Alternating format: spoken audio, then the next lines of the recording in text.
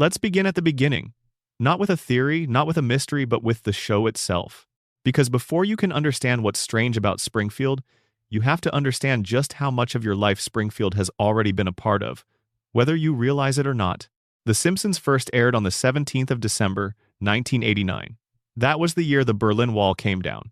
That was the year the first Game Boy shipped. That was the year Tim Burton's Batman was still the biggest movie anyone had seen. The world looked different. Televisions were heavier, remote controls had fewer buttons, and a yellow cartoon family stumbled onto American screens for the first time. Stumbled being the right word, because the early animation was rough, the voices hadn't quite settled, and the whole thing had the nervous energy of something that wasn't sure yet whether it belonged. It belonged? More than belonged. It changed everything. 36 years later, the show is still running.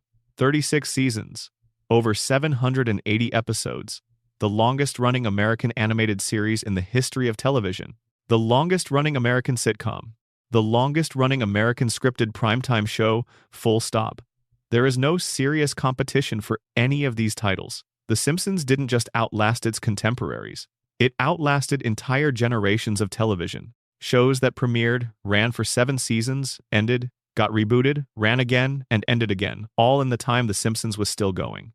It has become a fixture of the cultural landscape so permanent that most people have stopped noticing it the way you stop noticing a mountain you drive past every day. And yet, the longer you look at it, the stranger it becomes. Springfield. The town itself deserves a moment of attention before anything else, because Springfield is the real main character of this story. Not Homer, not Marge, not any of the children. The town. The impossible, contradictory, geographically nonsensical, architecturally incoherent, and deeply, deeply strange town of Springfield. Springfield has a nuclear power plant that dominates its skyline. It has a monorail that was built in a single episode and never mentioned again. It has a tire fire that has been burning for so long that it's become a local landmark. It has a gorge that people fall into with enough regularity that it's basically a town feature. It has a harbor, and mountains, and a desert, and a forest, and coastal access, all within apparently reasonable driving distance of each other, which is, of course, impossible for any single American town to have, but Springfield manages it without anyone in the show treating this as unusual. The residents of Springfield include a billionaire so old he predates the 20th century, a police chief so incompetent that he once arrested himself, a school teacher who may or may not be who he claims to be, a bartender whose bar has been destroyed and rebuilt so many times that it should have its own insurance category, a reverend whose faith has been tested so thoroughly and so repeatedly that his continued belief borders on the heroic, a doctor who somehow manages to practice medicine despite giving advice that would get anyone else struck off, and at the center of all of it, on a street called Evergreen Terrace, in a yellow house with a number that has never quite been settled, a family. Homer, Marge, Bart, Lisa, Maggie, you know them. Even if you've never watched a full episode in your life, you know them. They have leaked out of the television and into the general cultural bloodstream in a way that almost nothing else ever has. Homer's sound of frustration when something goes wrong. Bart's catchphrases, which were so ubiquitous in the early 90s that parents genuinely worried about them. Lisa's saxophone playing, which you can hum right now without trying. Marge's hair, which has become one of the most recognizable silhouettes in the history of animation. And Maggie the baby, the silent observer, who has been sucking on the same pacifier for 36 years and watching everything with those enormous eyes. These are the Simpsons. This is their town. And on the surface, it's a comedy. A warm, anarchic, satirical, beautifully drawn comedy about a working-class American family navigating an absurd world. But stay a little longer. Settle in. Because the surface is only where things start. The show began, in its bones, as a very specific kind of satire. Matt Groening, who created The Simpsons, had been doing a comic strip called Life in Hell since the late 70s. The strip was dark, surreal, and deeply personal. When James L. Brooks approached him about creating animated shorts for The Tracy Ullman Show, Groening didn't want to give up the rights to his existing characters, so he invented new ones on the spot. He named them after his own family. His father was named Homer. His mother was Marge. He had sisters named Lisa and Maggie. He named the troublemaker Bart, which was an anagram of brat, because of course he did. He sketched them out in the waiting room before his meeting, and the Simpsons were born. The shorts were rough. They were strange little snippets of domestic life, featuring a family who talked over each other and moved in that distinctive limited animation style that made everyone look slightly elastic. But they had something, an energy, an irreverence, a willingness to let the characters be genuinely unpleasant to each other without losing the sense that they genuinely loved each other underneath it all. That tension, the gap between how the Simpsons behaved and how they felt, became the engine of everything that followed. When the show got its own half-hour slot in 1989, the writing staff assembled around it was extraordinary by any measure. Sam Simon, who has never quite gotten enough credit, shaped the show's tone in those early years. A collection of writers who would go on to define American comedy television came through those writers' rooms, including Conan O'Brien, who wrote some of the most beloved episodes in the show's history before leaving to host Late Night. The level of craft in those early seasons was remarkable. The jokes operated on multiple levels simultaneously. The emotional stories underneath the comedic surface were genuinely affecting. The satire was pointed without being preachy. And the characters worked because they weren't just types. Homer wasn't just the bumbling dad. He was a specific kind of bumbling dad, a man who genuinely wanted to be better and couldn't quite manage it, who loved his family with an intensity that his incompetence constantly undermined, who was capable of moments of real tenderness and insight before the next disaster arrived.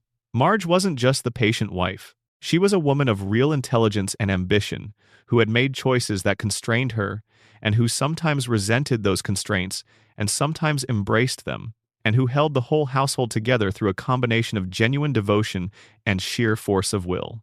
Bart was the kid you weren't supposed to be, which made him the kid everyone wanted to be. For about 2 years in the early 90s, Bart Simpson was the most famous child in America. His face was on t-shirts, on lunchboxes, on posters, on everything. The phrase, "don't have a cow," man entered the general vocabulary. Parents worried about his influence on actual children. Schools banned Bart Simpson paraphernalia, which of course only made him more appealing to actual children. Lisa was something rarer in American animation. A genuinely intellectual child character who was allowed to be right about things, who was allowed to be lonely and alienated by her own intelligence, who was allowed to have political views and express them and have those views taken seriously by the show, even when Springfield didn't take them seriously. Lisa represented something that American television rarely gives to child characters, which is the weight of actually caring about the world and finding the world doesn't necessarily care back. And Maggie. Maggie who never spoke. Maggie who watched everything. We'll come back to Maggie. In those early years, the show was grounded. Not realistic, it was always a cartoon, but grounded in the sense that the problems were recognizable. Homer struggles to keep his job. Marge worries about money. Bart fails his tests. Lisa can't connect with her classmates. These were the kinds of domestic anxieties that American families actually lived with, filtered through a satirical lens that made them funny rather than simply depressing. The show understood that comedy and genuine emotion weren't opposites. The best episodes of the early seasons made you laugh and then caught you slightly off guard with something that hit closer to home than you expected. That is the Springfield most people remember when they think about the golden age of The Simpsons.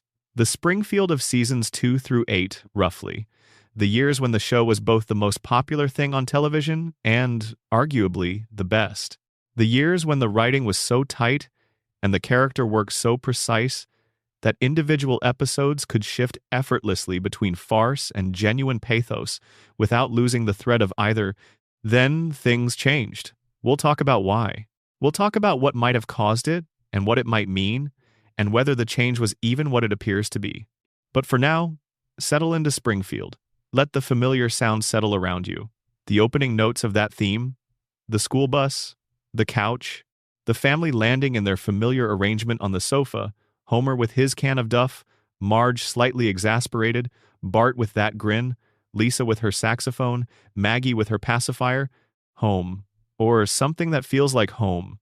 The town that everybody knows and nobody can quite find on a map. The town where the fish have 3 eyes and nobody asks why.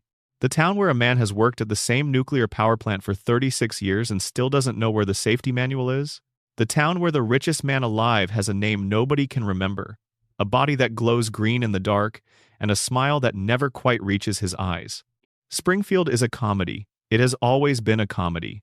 But underneath the jokes, Underneath the sight gags and the catchphrases and the celebrity cameos and the couch gags and the 342 safety violations, something else has been quietly accumulating. Evidence. Come down a little further. The water's warmer than you'd expect. If you're watching this late at night, drop a comment with where you're watching from and what time it is.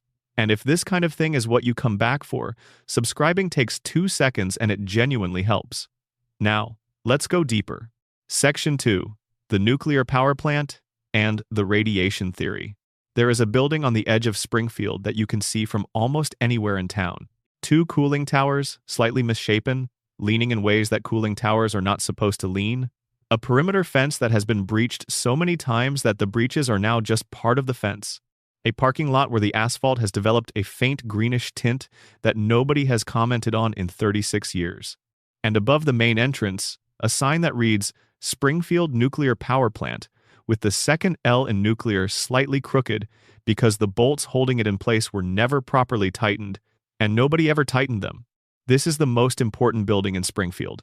Not just because of what it does, which is provide electrical power to the entire town, but because of what it has been doing, quietly, invisibly, for decades, which is something rather different.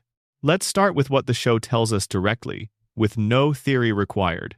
The Springfield nuclear power plant is, within the logic of its own fictional universe, one of the most dangerous industrial facilities ever depicted in the history of television. That isn't an exaggeration.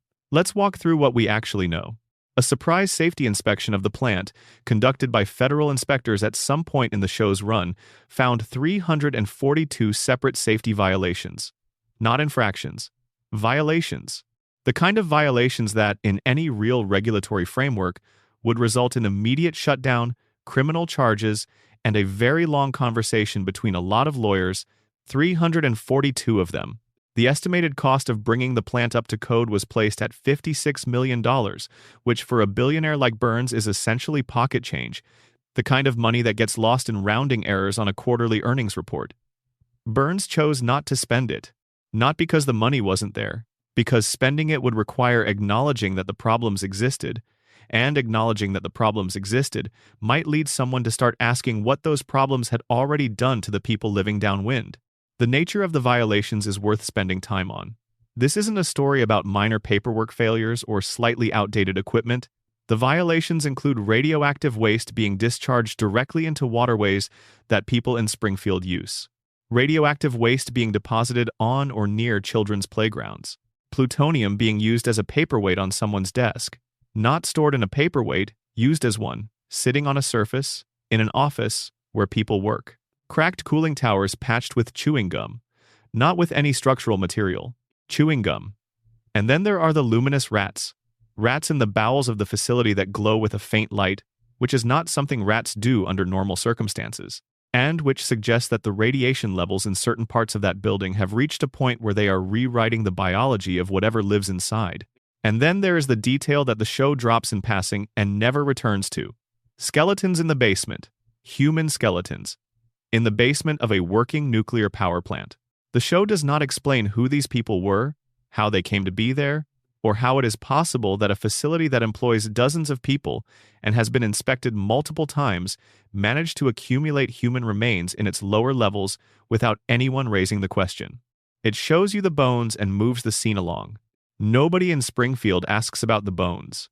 The person whose job it is to prevent all of this from happening, whose literal role within the plant's operational structure is to ensure that the facility does not become a danger to the surrounding population, is Homer Simpson. Homer is Springfield's nuclear safety inspector. He has held this position for the entirety of the show's run. He holds it still. The show's own creator, Matt Groening, has stated in interviews that Homer has an IQ of approximately 55. In a separate episode, it is revealed that Homer has had a crayon lodged in his brain since childhood, physically impeding his cognitive function. In another episode, the crayon is removed and Homer's intelligence skyrockets dramatically, allowing him to function as a genuinely capable, articulate adult before he has the crayon reinserted because the experience of being intelligent in Springfield was too painful to sustain. All of this is in the canon. It is stated on screen, confirmed by the show itself. This is the man standing between Springfield and radioactive catastrophe. He has held this position for over 3 decades. He sleeps at his workstation.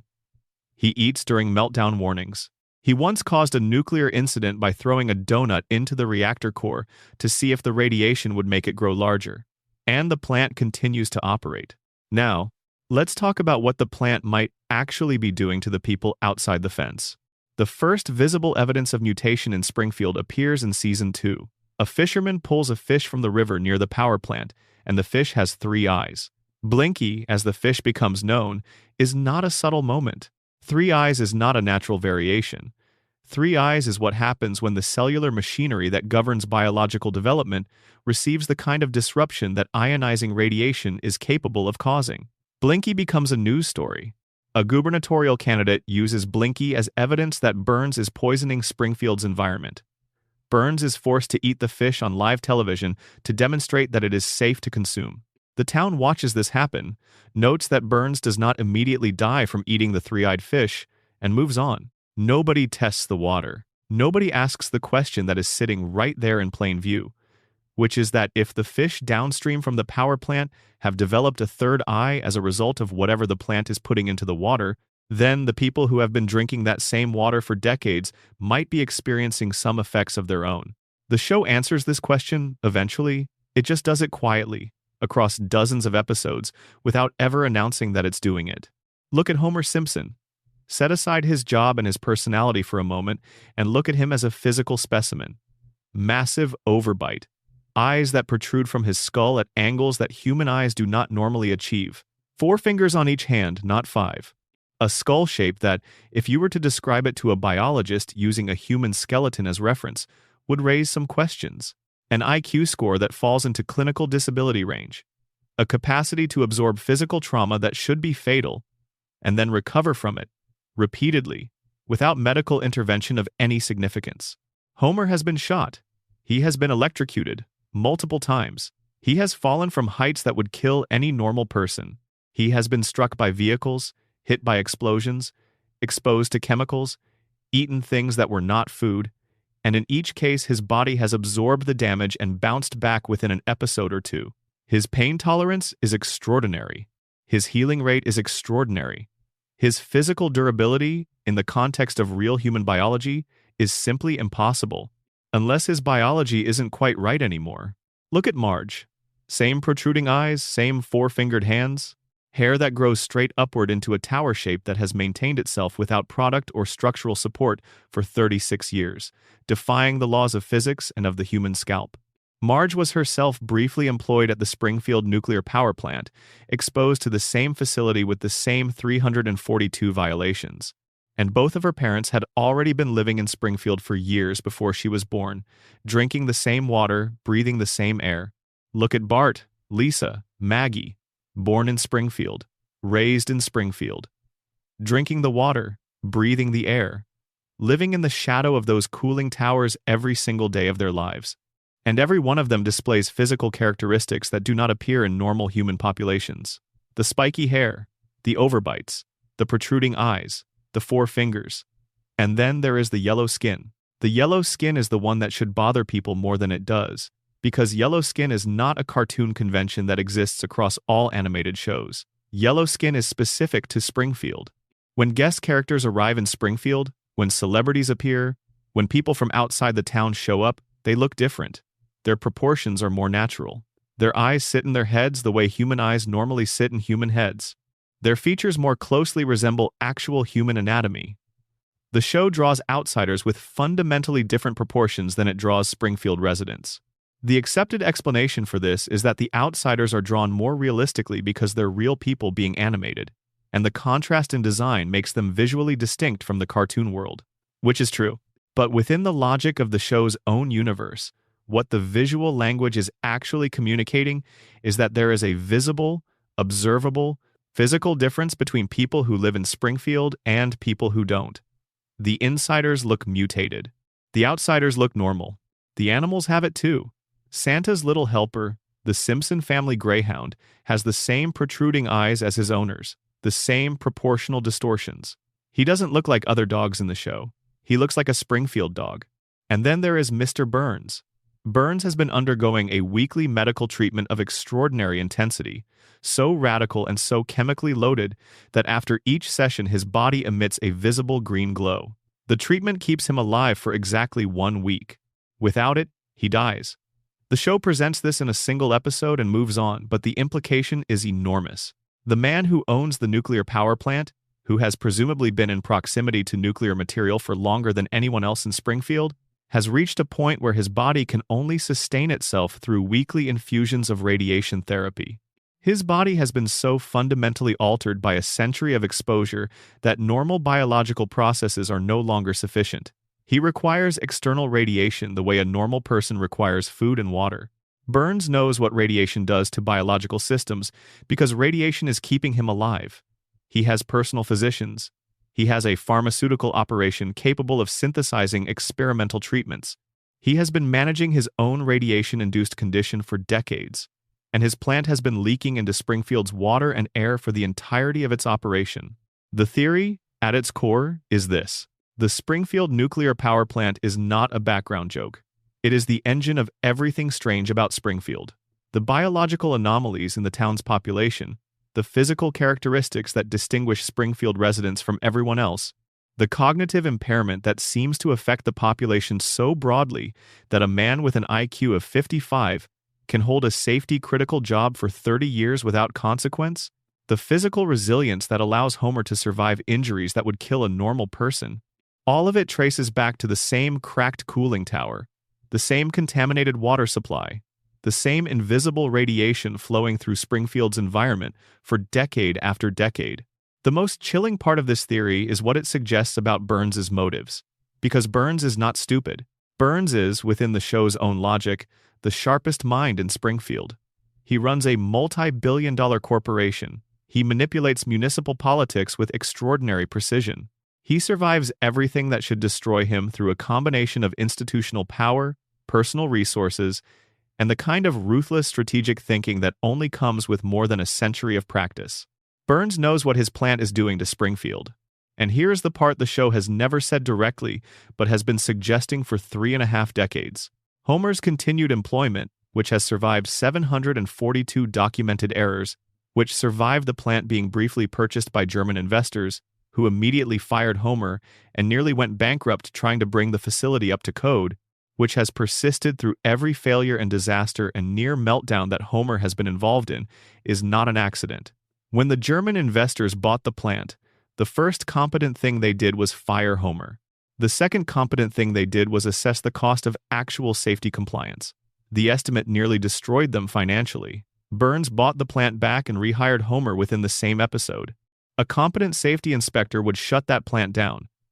Homer ensures the violations continue. The radiation keeps leaking, the water stays contaminated, and the population of Springfield, cognitively impaired by decades of exposure to whatever the plant is putting into their environment, remains too damaged to look up at those cooling towers and ask the simplest possible question: why do our fish have 3 eyes? There is a detail from season 12 that adds another layer to this. In the episode where Homer's crayon is temporarily removed, his intelligence rises dramatically. He sees Springfield clearly for the first time. He understands his situation, his job, his relationship with his employer, and what he finds when he can actually think clearly is unbearable. He sees the architecture of his life and understands what it is, so he has the crayon put back. He chooses not to know. But the show never asks the follow-up question that this story implies. How did the crayon get there in the first place? Homer went through childhood, adolescence, and decades of adult life visiting doctors in Springfield without any of them finding a foreign object embedded in his brain. Either every medical professional in Springfield is operating at a level of incompetence so profound it defies description, or someone in the town's medical establishment knew the crayon was there and chose not to remove it. And if Springfield's doctors are looking the other way while their patient's neurological function is compromised, if Burns's influence extends into the healthcare infrastructure of the town he essentially owns, then Homer's crayon isn't simply an absurd comedic premise. It's the show's way of telling you something it can't say directly. The people of Springfield have something wrong with their brains, something that keeps them compliant, that prevents them from looking up at the thing that is poisoning them, that makes them incapable of connecting the dots between the 3-eyed fish and their own 4-fingered hands. The radiation theory doesn't explain one thing about Springfield. It explains all of them. The inability to age, the physical indestructibility of the main characters, the collective amnesia that follows every major disaster, the cognitive impairment that runs through the town's population like a thread, the billionaire who can sustain himself through radiation therapy while his population absorbs the overflow. Burns isn't separate from this system. He's the designer of it.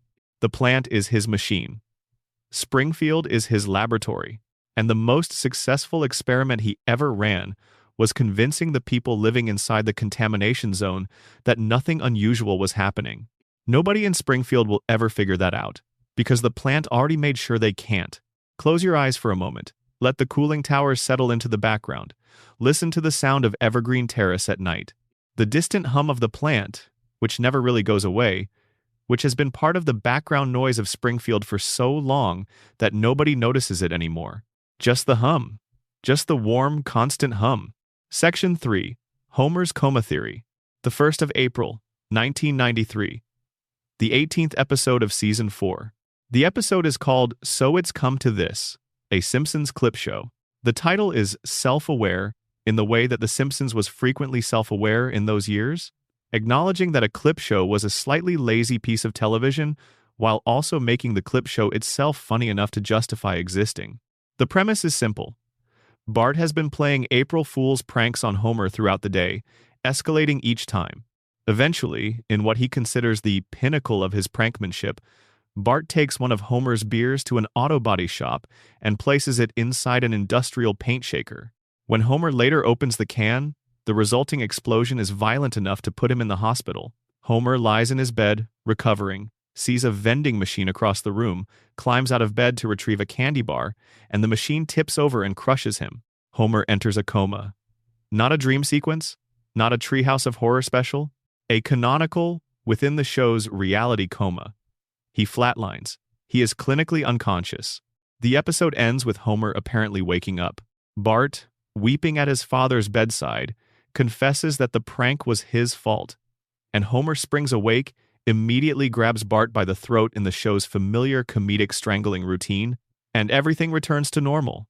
The family laughs. Homer laughs. The episode closes as if nothing has changed. But before the credits roll, the show gives you one piece of information that it then never revisits. Homer lost 5% of his brain function during the coma.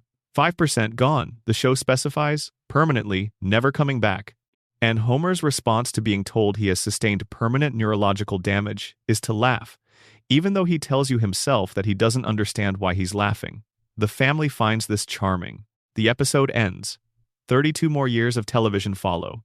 Unless Homer never actually woke up, the Homer coma theory is, by most measures, the most discussed, most elaborated, and most internally consistent fan theory in the history of The Simpsons. Its basic premise was articulated on Reddit and has been developed and refined by the show's fan community ever since. The argument is straightforward. Homer did not wake up from the coma in April 1993. Every single episode that has aired since that date, every storyline, every character development, every guest appearance, every escalating absurdity, everything, is a dream being generated by the unconscious mind of a man lying in a hospital bed in Springfield General, somewhere in the indeterminate geography of a town that doesn't quite appear on any map. The dream has been running for 32 years. Let's look at what the theory actually explains, because the evidence is more substantial than most people realize. Start with the tonal shift. This is the piece of the theory that even people who have never heard of it have noticed, because the shift is real and it is dramatic. Before the coma episode, The Simpsons was a grounded show. Grounded in the sense that matters, which is that its stories were rooted in recognizable human experience. Homer tries to quit drinking. Marge considers whether her marriage is what she wanted. Lisa develops a crush on a substitute teacher and has to navigate the complexity of admiring someone who then disappoints you. Bart faces the real consequence of academic failure and the threat of being held back a year. These are the everyday tensions of a working-class family in America, filtered through satire, but fundamentally anchored to the kinds of things that real families actually worry about. After the coma, the show becomes something else. Homer goes to space. Homer discovers that his mother is a radical fugitive who has been hiding from the law for decades. Homer meets God. Homer meets God again. Homer joins a secret society. Homer becomes the leader of a neighborhood vigilante group. Homer encounters the Loch Ness Monster. Homer travels to dozens of countries. Homer holds hundreds of different jobs across the show's run, with a frequency that makes even cartoon logic strain slightly. Homer befriends celebrities. Homer survives physical trauma that would kill a trained soldier with no apparent lasting effect. The escalation between these two phases of the show is dramatic enough that it became the foundation of a decades-long debate about when exactly The Simpsons quote-unquote jumped the shark. The internet has been arguing about the exact point where the show lost its grounding ever since the grounding began to dissolve. The coma theory argues that the debate has been missing the point because the show didn't lose its grounding by accident or through creative decline. It lost its grounding because the mind generating it started to come loose. A dreaming brain doesn't follow the narrative logic of a waking mind. A dreaming brain follows the logic of desire, of fear, of memory, with the ordinary rules of cause and effect gradually softening until anything can happen and nothing has to be explained. The pre-coma Simpsons follows the logic of a waking mind. The post-coma Simpsons follows the logic of a dream. Now look at the theological detail. 6 months before the coma episode, in the season 4 premiere called Homer the Heretic, Homer has a conversation with God, an actual, on-screen conversation with the divine. And in that conversation, God tells Homer something specific. He tells Homer that he will eventually learn the meaning of life, but that the time is not yet. God says Homer's time is coming. 6 months later, Homer is in a coma. The show presents this as a quirky theological gag in one episode, and then moves on without connecting it to the coma in the other. But if you connect them, the implication is that God was telling Homer, in that season premiere, that his time in the waking world was nearly up, that what was coming was not enlightenment but unconsciousness, that the life Homer knew, the grounded, domestic, recognizable life of the early seasons, was almost over. And 6 months after God said Homer's time was coming, Homer stopped being conscious. Then there is the aging problem, which is the piece of the theory that the coma explanation handles more elegantly than any other framework. Nobody in Springfield ages. Bart has been 10 years old for 36 years. Lisa is permanently 8. Maggie has been suspended at the age of 1 for more than 3 decades. Homer and Marge are frozen in their mid-30s, accumulating neither wrinkles nor gray hair, nor any of the physical markers that 36 years of time passing normally produces in human beings. Every theory about The Simpsons has to account for this. The radiation theory suggests that mutation at the cellular level has disrupted normal aging processes. The cartoon logic explanation says animated characters simply don't age unless the show requires it narratively. But the coma theory has the simplest explanation of all, and it might also be the most emotionally resonant. Nobody ages because they exist inside the mind of a man who went unconscious in April 1993 and never came back. Homer's unconscious brain cannot imagine his children growing older because he wasn't there to see it happen. His wife doesn't age because the last time he saw her, she looked exactly as she looks in the show. His friends don't change because his memory of them is frozen at the moment the vending machine fell. The world Homer's coma brain generates is the world as it existed on the day he lost consciousness, because that is the only reference material available to a brain that has been cut off from new experience. Dreams work this way.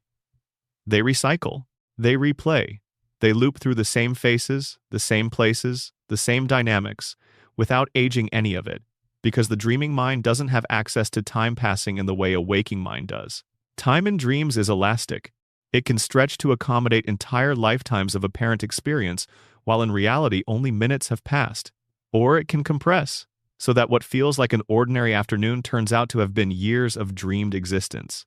Homer's brain has been running on its last recorded snapshot of his family since April 1993. The snapshot doesn't update. Nobody grows up. Nobody grows old. The loop just runs and runs and runs. And the celebrity appearances. This is a detail of the theory that once you hear it, you cannot unhear it. The early seasons of The Simpsons had occasional celebrity guest voices.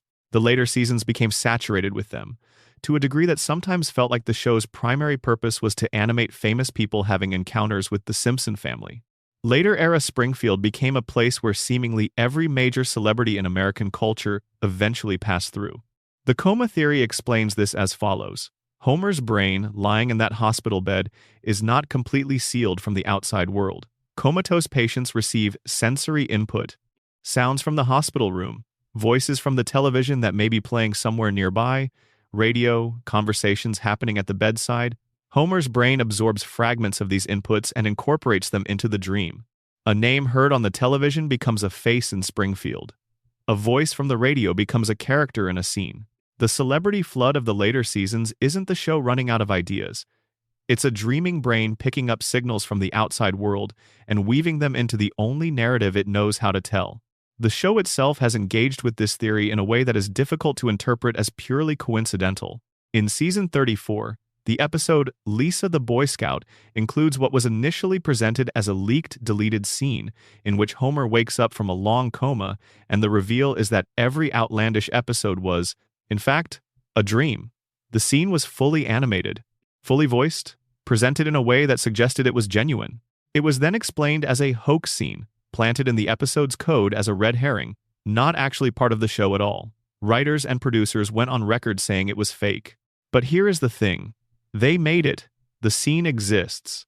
The show's creative team sat down at some point, wrote the scene, animated it, voiced it, and planted it in the episode as a deliberate reference to the coma theory. They engaged with the theory so directly that they created footage of the theory being true and then told the audience the footage was a prank, which is itself a very specific choice that does something interesting. It takes the theory, confirms it in animated form, and then tells you to ignore the confirmation. Al Jean, the show's executive producer, addressed the coma theory in 2015. He said it isn't true. He said it's fan speculation and shouldn't be taken seriously. What he didn't address was why nobody in Springfield ages. He didn't explain the tonal shift between seasons 4 and 5. He didn't explain the conversation with God 6 months before the coma. He didn't explain why the show has become progressively more divorced from recognizable reality with each passing decade, in precisely the way you'd expect if the dream generating it was being produced by a brain slowly running out of intact tissue. He just said it wasn't true. The fans kept discussing it, because the theory does something that official statements never quite manage, which is that it makes the whole thing make sense. All of it. The aging freeze. The escalating absurdity. The reset button between episodes that wipes consequences clean. The physical invulnerability. The celebrity flood. Homer can survive anything because nothing is actually happening to his body. His body is in a hospital bed. Only his mind is in Springfield. And his mind cannot kill him, because his mind is the author of the story. And here is the part of the theory that is almost too heavy to sit with for very long. If the coma theory is true, then the emotional core of The Simpsons, the thing that has kept people watching for 3.5 decades, is not comedy, it's tragedy. The show is a love letter from an unconscious man to the family he can't reach. Homer doesn't have complicated wishes. He doesn't want fortune. He doesn't want glory. He wants Marge to still love him. He wants Bart to still be his mischievous little boy.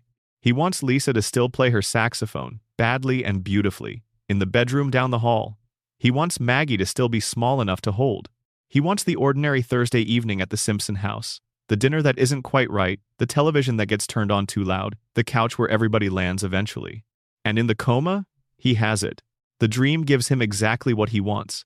His children never grow up and leave. His wife never stops loving him. His life never ends. Just the house on Evergreen Terrace, forever, with the beer always cold and the kids always home. Every time Homer survives something impossible, every time the credits roll and consequences evaporate and everything goes back to normal, it's not narrative convenience. It's the dreaming brain of a man in a hospital bed refusing to let the story end. Because if the story ends, the dream stops. And if the dream stops, Homer has to confront whatever is actually happening in that hospital room. How much time has passed? Whether his children are still children, whether Marge is still there, whether anyone is still waiting. The show will never confirm this theory, but it will never disprove it either, because the evidence for it is not in the show's intentions. It's in the show's structure. The pattern is baked in. The aging freeze, the tonal shift, the reset button. These aren't creative decisions that can be explained away by authorial statement. They're there, in the text, in the same way that Blinky the three-eyed fish is in the text. Homer Simpson has been dreaming since April 1993. Every episode you've ever watched since then is a love letter from a dying man to the family he refuses to leave. And every time the couch gag plays, and the family lands on the sofa, and the house is exactly as it always was, Homer's brain exhales with something that might be relief. He made it home. He always makes it home. Section 4. Who really shot Mr. Burns? Before we begin, let me be clear about something. The show has given you an answer to this question. Season 7, Episode 1. The case was resolved. Chief Wiggum identified the perpetrator. The gun was accounted for. The evidence was presented. The verdict was delivered. Everyone went home. The perpetrator was Maggie Simpson, an infant. The case is closed. Except the case was never actually closed because the evidence does not hold together the way the show wants you to think it does. And the more time you spend with the details of who shot Mr. Burns, the more the official resolution starts to feel less like a satisfying answer and more like the most elegant cover-up in Springfield's history. Let's go back to the beginning. Season 6, Episode 25, Who Shot Mr. Burns, Part 1. This aired in the summer of 1995, and what The Simpsons achieved with this episode was something that had never been attempted by an animated show before. A genuine murder mystery cliffhanger, designed with enough careful structure that the show's creators could invite viewers to submit their guesses before the conclusion aired. Fox ran the promotion like a cultural event. America's Most Wanted produced a tie-in special, treating the fictional shooting as if it were a real unsolved case. The winner of the contest would be animated into a future episode of the show. The setup was meticulous. By the end of Part 1, Burns had done enough damage to Springfield that virtually every major character in the show had a credible motive to want him dead or at least severely inconvenienced. He had stolen oil from beneath Springfield Elementary School, gutting the budget and costing several staff members their livelihoods. He had financially destroyed Moe's Tavern through a separate scheme. He had created a sinkhole that demolished the Springfield retirement castle. He had injured Santa's little helper. And as his final act of provocation, he had erected a massive mechanical disc designed to block the sun over Springfield, so that the town would be entirely dependent on his power plant for all of their light and heat and energy, with no alternative, no recourse, no escape from paying whatever he chose to charge them. Smithers, Burns's devoted assistant, who had spent years enabling every scheme, finally drew a line at the sun-blocking device. He protested. Burns fired him on the spot. The show then assembled virtually its entire cast at a town meeting, gave each of them a clear grievance and a visible weapon, and let the tension rise until Burns collapsed with a gunshot wound. The screen went black. America waited. For 3 months.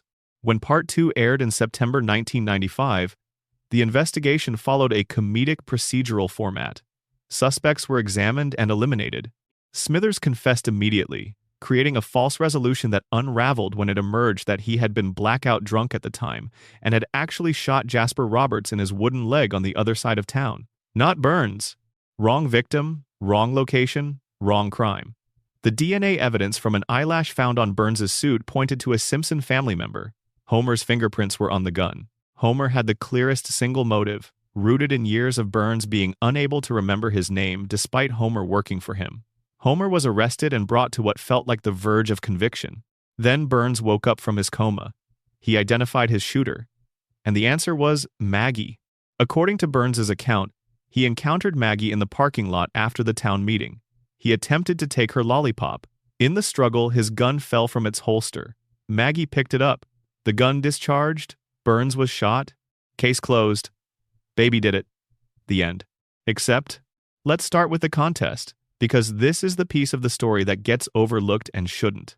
Fox invited viewers across America to guess the shooter. The prize was significant.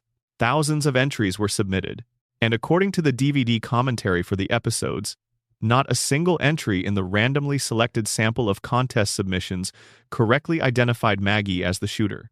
The person who received the prize was chosen at random from the pool and given a cash payment instead of the animated appearance, because they hadn't answered correctly either. The show's writers acknowledge on the commentary that they're aware of exactly one person who correctly guessed Maggie, a college student who posted the answer online on the night of the original broadcast. By the time the contest concluded, the account used to post the answer was inactive. The producers could not find this person. They issued an open invitation on the DVD release for them to come forward. As far as anyone knows, they never did. This matters because the show was explicitly promoted as a solvable mystery. The clues were in Part 1. You had the information you needed, and when the answer was revealed, essentially nobody in the viewing audience had figured it out. Either the clues were insufficient for the task, or the red herrings were too effective, or the answer didn't follow from the evidence in the way the promotion promised it would. Now let's look at the specific evidence. Burns falls onto the town sundial. His hands, landing naturally as he collapses, point to two letters, W and S. Or from Burns's own perspective, looking down at them, M and S. The show interprets this as M for Maggie, S for Simpson. This is presented as a clue that Burns deliberately left, a dying man's attempt to identify his shooter. But Burns himself, canonically, on the record within the show, stated that his hands pointing to those letters was not intentional. He didn't arrange himself to spell out an accusation. He fell, and his hands landed where they landed. The sundial clue, the single most visually prominent piece of evidence in the entire mystery, was explicitly described by the victim as a coincidence. The central clue of the greatest mystery in Simpsons history is meaningless according to the person it was supposed to come from. Then there is the gun. At some point prior to the shooting, Burns's holster is shown to be empty. The gun was already missing from his person before the attack occurred. Whoever shot Burns used his own weapon, which means the shooter didn't bring a gun to the town meeting. Most of the suspects at the meeting were carrying weapons. They had brought them because their anger was specific and premeditated. The person who shot Burns was someone who wasn't armed, who encountered the gun by chance and used it in the moment. A baby finding a dropped gun on the ground fits this profile. So does roughly a dozen other characters who weren't visibly armed. But there's something else about the gun situation. Burns's final words before being shot were, by most accounts of the scene, some version of recognizing the person in front of him. He saw someone and he knew them. He wasn't surprised. He wasn't alarmed. He experienced something closer to the mild acknowledgement you'd give to someone you're familiar with and don't consider a threat. Does Mr. Burns know Maggie Simpson? The show has never established a relationship between Burns and Maggie that would explain this kind of recognition. Burns barely knows Homer, and Homer works directly for him. The idea that Burns would see an infant he has no particular reason to know and react with calm recognition doesn't track with the character as the show has established him. But there are other characters he would recognize that way. Characters he'd underestimate. Characters he might look at and think, "You don't pose any danger to me," right before discovering he was wrong. Now consider what Homer does in season 18. In the middle of an episode, apparently without prompting, Homer states that he was actually the one who shot Mr. Burns. He says it out loud, on camera, in front of witnesses within the show, and nobody reacts. The case isn't reopened. No investigation is triggered. Chief Wiggum doesn't appear to follow up. Homer confesses to the attempted murder of the richest man in Springfield, and the show treats it as a throwaway line of no consequence. Either Homer is fabricating a confession for attention, which is entirely within his established character, or the original verdict was wrong and Homer knows it because he is the one who actually pulled the trigger. If Homer did it, then Maggie was blamed for something her father did. And the mechanism by which this could happen is actually described in the episode. Chief Wiggum says explicitly that no jury in the world would convict a baby. Maybe Texas.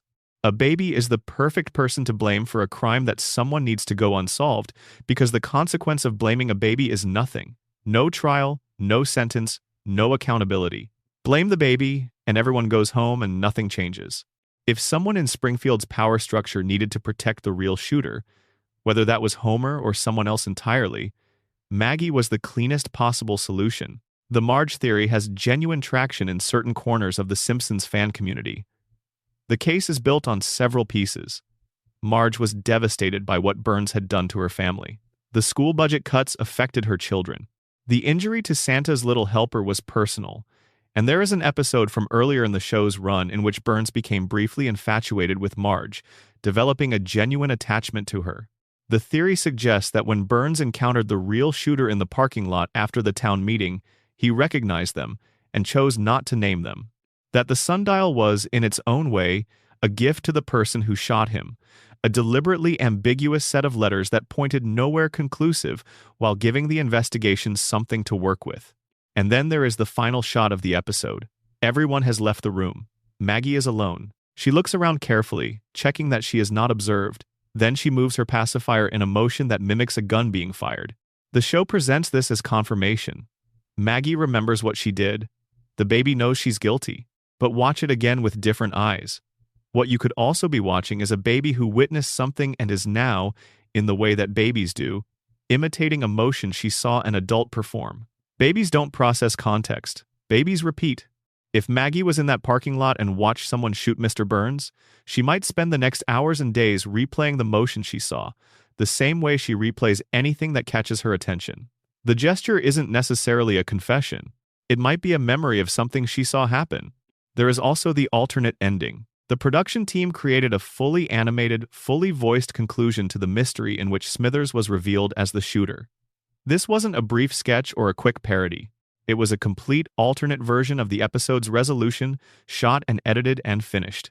It was shown during the 138th episode Spectacular, a clip show hosted by the fictional Troy McClure, who dismisses it by saying that if Smithers had done it, they'd have had to ignore all the Simpson DNA evidence, which would be, and this is the show's own word, nutty. And then the show explicitly compares this to the O.J. Simpson trial, in which a jury ignored significant DNA evidence to reach an acquittal. The show is winking at you. It is sitting there on your television, explicitly telling you that DNA evidence gets ignored all the time and that official verdicts are not the same thing as the truth, in the middle of an episode nominally about wrapping up its own greatest mystery. It is showing you the machinery of how conclusions get manufactured and asking you to notice the machinery. The early draft of the episode had Barney Gumble as the shooter. The writers considered this seriously enough that they planned to send him to prison. They abandoned it, which means the answer the show eventually chose wasn't the only answer the writers had. The answer was selected from a list. The clues were then adjusted to fit the selected answer rather than the answer being derived from the clues. The mystery was reverse engineered. In a town where every single resident had a motive, where dozens of people were carrying weapons, where the victim had just stolen the sun, only one person fired a gun. Springfield is not a town that exercises restraint when it's angry. These are people who form mobs over very minor provocations, who riot with impressive consistency, who once burned down their own town hall over a misunderstanding involving a bear. And when Mr. Burns blocked out the sun for the entire community, threatening the agricultural viability of the region and forcing everyone to become dependent on his power plant, only one shot was fired. Either this is the most restrained Springfield has ever been, or the shooting wasn't as spontaneous as the story suggests. The greatest mystery in Simpsons history was never solved. It was concluded. And in Springfield, those are two completely different things. Section 5. Mr. Burns' immortality, age, and the machinery of survival. How old is Mr. Burns? This seems like a simple question. The show has given you numbers. Episodes have stated ages and birth years. Burns has referenced personal memories from before the 20th century, has told stories about the 19-teens as a direct participant, has described working relationships with historical figures who have been dead for most of a century. By the most conservative estimate, placing his birth in the late 1880s, Burns is well over 100 years old. By some readings of the show's floating timeline, he could be pushing 140. And he is not declining. That's the part that defies ordinary human experience. Because Burns isn't just alive, he is functioning. He runs a multi-billion-dollar corporation with genuine strategic sophistication. He manipulates municipal and sometimes national politics with the precision of someone who has had a very long time to understand how power works. He orchestrates schemes that require sustained cognitive effort, long-term planning, and an operating understanding of modern technology, modern finance, and modern law that would be impressive in a person half his canonical age. His body is frail. His physical strength is almost non-existent, famously so, but his mind is something else entirely. Mr. Burns is arguably the most intelligent character in Springfield. Not the most educated, though he attended Yale. Not the most technically knowledgeable. But in terms of raw strategic capacity, in terms of understanding the landscape of power and knowing how to move through it to his own advantage, Burns operates at a level nobody in Springfield can match. And he has been operating at that level for longer than any human being should be capable of sustained consciousness. The show addresses his continued survival directly, once, in an episode that most viewers probably remember primarily as the one where Homer sees an alien in the woods. The Springfield Files is, on its surface, An X-Files parody. Homer encounters something in the forest, the community panics, FBI agents are called in. The investigation builds toward a dramatic reveal. The twist is that the alien is not an alien, it is Burns. Burns has been undergoing a weekly medical treatment so extreme, so chemically intensive, so loaded with pharmaceutical and radiological intervention, that after each session his body emits a visible green glow. The glow is not metaphorical. It is literal bioluminescence produced by whatever the treatment is doing to him at the cellular level.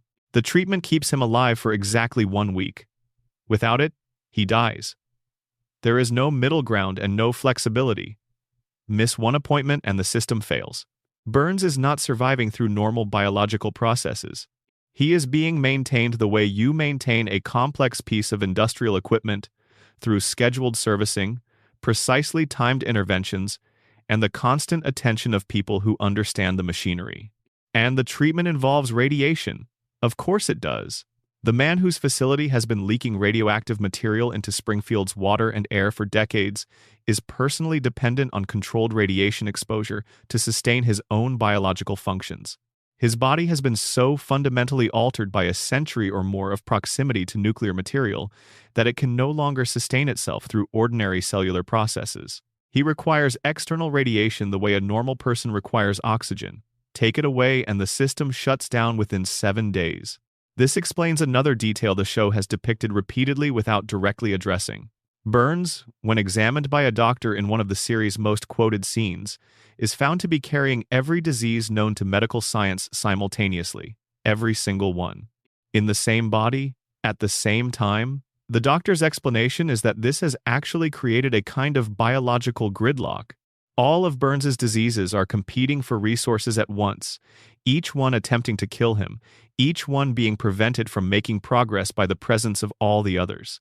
The doctor compares it to 3 people trying to walk through a doorway at the same moment. None of them get through. Burns is the sickest man in America, the doctor concludes, and functionally indestructible because of it. This gets played for laughs. It's one of the show's most referenced moments. But if you accept the radiation framework, it becomes something more interesting. Burns's body isn't maintaining this disease equilibrium through any natural biological process. The weekly radiation treatments are doing it. They don't cure his diseases, they manage them. They keep every illness in precisely calibrated stasis, balanced against every other illness, preventing any single condition from gaining enough momentum to overwhelm his system. Remove the treatments and the equilibrium collapses. All the diseases surge forward simultaneously. Burns is dead within a week. It is not medicine in any conventional sense. It is nuclear maintenance. Burns's body is a reactor. The weekly treatments are the equivalent of adjusting the control rods. Too much and the reaction spirals out of control. Too little and it goes dark.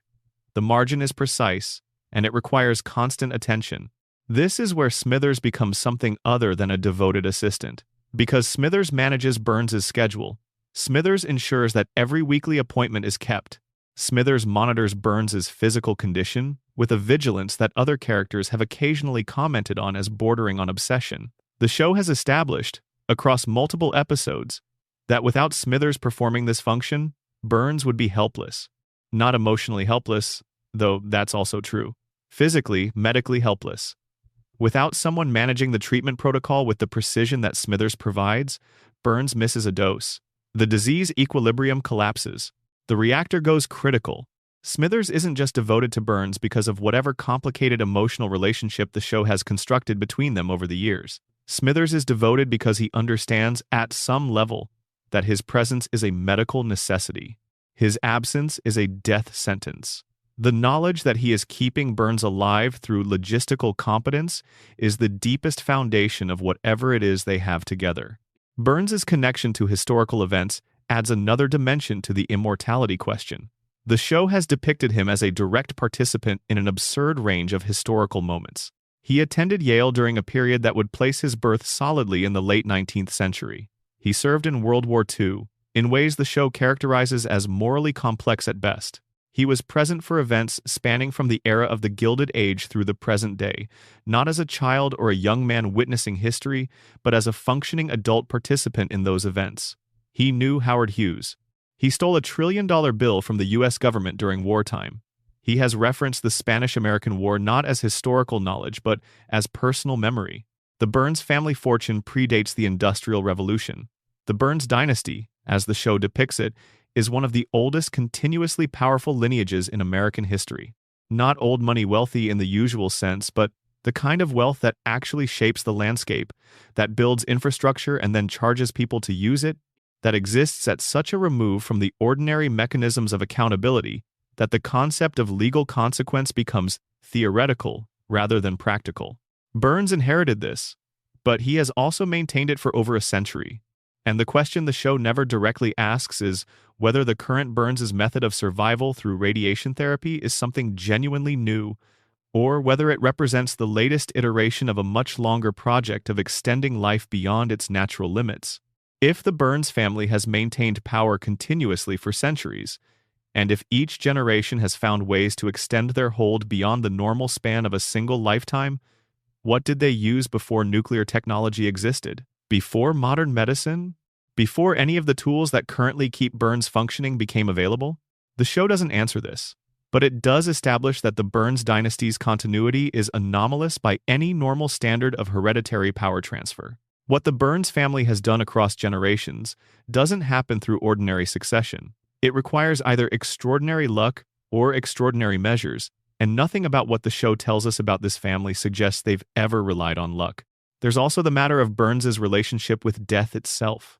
Burns has come closer to dying more often than almost any other character in the show. He's been shot by a baby. He's been hospitalized numerous times. He's been abandoned in the wilderness with no food or shelter. He's been poisoned. He's collapsed, fallen, been physically attacked, been exposed to conditions that should be fatal for someone of his age and physical condition. And every time, he comes back. But not through the comic resilience that gets Homer through his injuries. Homer survives through what you might call narrative immunity, the show's unspoken agreement that the main characters don't die. Burns survives through infrastructure. Every dollar he has spent over the course of a century, every institution he has corrupted to serve his interests, every politician he has owned, every doctor he has retained, every system he has built that runs, at some level, on the understanding that Burns must continue to exist, all of it points toward the same purpose. Keep the treatments coming. Keep the diseases balanced. Keep the reactor from going critical. And there is one more piece of this that the show gestures toward, without quite spelling out. Burns is not unique in Springfield. He is uniquely resourced. But the implication of his survival is that certain things about Springfield's environment might have the capacity to do to other people what it has done to Burns, specifically with regard to longevity. The radiation theory suggests that Springfield's contamination has fundamentally altered the biology of everyone in the town. Burns has merely had the resources to manage those alterations in ways that favor his survival. Everyone else in Springfield has been receiving the same environmental inputs, without the same medical infrastructure to manage the effects. Which raises a question worth sitting with quietly. If Burns is 140 years old and still running his empire through the careful application of the very material that has been leaking from his plant for decades, what has that same material been doing to the rest of Springfield across all of those same decades? Not killing them the way you'd expect, clearly, but not leaving them untouched either. Something in between. Something that keeps Homer surviving falls that should kill him. Something that keeps Springfield's population cycling through catastrophes that should reshape the town permanently, and instead finding themselves back in the same positions, with the same houses, with the same faces the next morning. Burns built a system designed to keep himself alive regardless of what happens to his body. The system works. It has worked for over a century. And the side effects of that system have been quietly distributed across an entire town that never noticed it was being dosed. Springfield pays Burns' electricity bill. Burns uses the revenue to fund the treatments that keep him alive. The treatments require the infrastructure that his fortune provides. The fortune is maintained by the plant keeps the lights on, the lights keep the town dependent. It's a closed loop. A perpetual motion machine built from money and radiation, and the willingness of a population to never ask where their electricity actually comes from. Burns isn't immortal. He's something that, in some ways, is more remarkable. He's too expensive to die, and Springfield will keep paying the bill for as long as he keeps the lights on, which, based on his treatment schedule, could be quite a while longer. Section 6. Maggie Simpson, the silent genius. There is a baby in the Simpson household who has not spoken a word in 36 years. She has communicated, certainly. Facial expressions, the occasional emphatic pacifier gesture, a pointed stare that the rest of the family has learned to read with some degree of accuracy. She has said one word, Daddy, voiced by Elizabeth Taylor in what the show treated as a special occasion, once, never repeated. Beyond that, silence. 36 years of watching and listening and observing and saying nothing. And in that silence, she has accomplished more than everyone else in the family put together. Let's start with the shooting, because it's the most dramatic single act Maggie has been associated with, and because even accepting the show's official resolution, the implications of what that resolution says about Maggie are more interesting than they first appear. Setting aside for now the question of whether Maggie actually fired the gun, let's accept the show's canonical answer and look at what it tells us about a 1-year-old child. Maggie was in a parking lot after a town meeting. She encountered the most powerful man in Springfield. A physical confrontation occurred. A gun was discharged. The richest man in town was shot.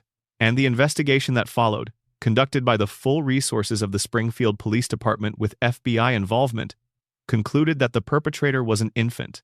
An infant who, when the investigation concluded and the verdict was delivered and everyone left the room, checked that she was alone, looked around carefully to confirm no one was watching, and then silently reenacted what had happened. That sequence of behaviors requires things that infants are not supposed to have.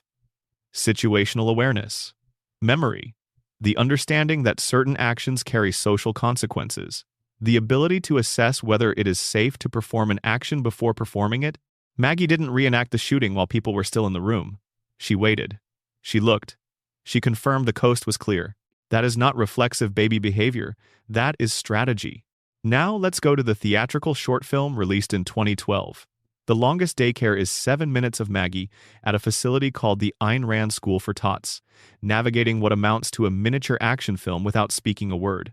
The short was nominated for an Academy Award, which is worth noting before you dismiss it as a piece of ancillary content. The Academy saw fit to nominate it alongside live-action short films.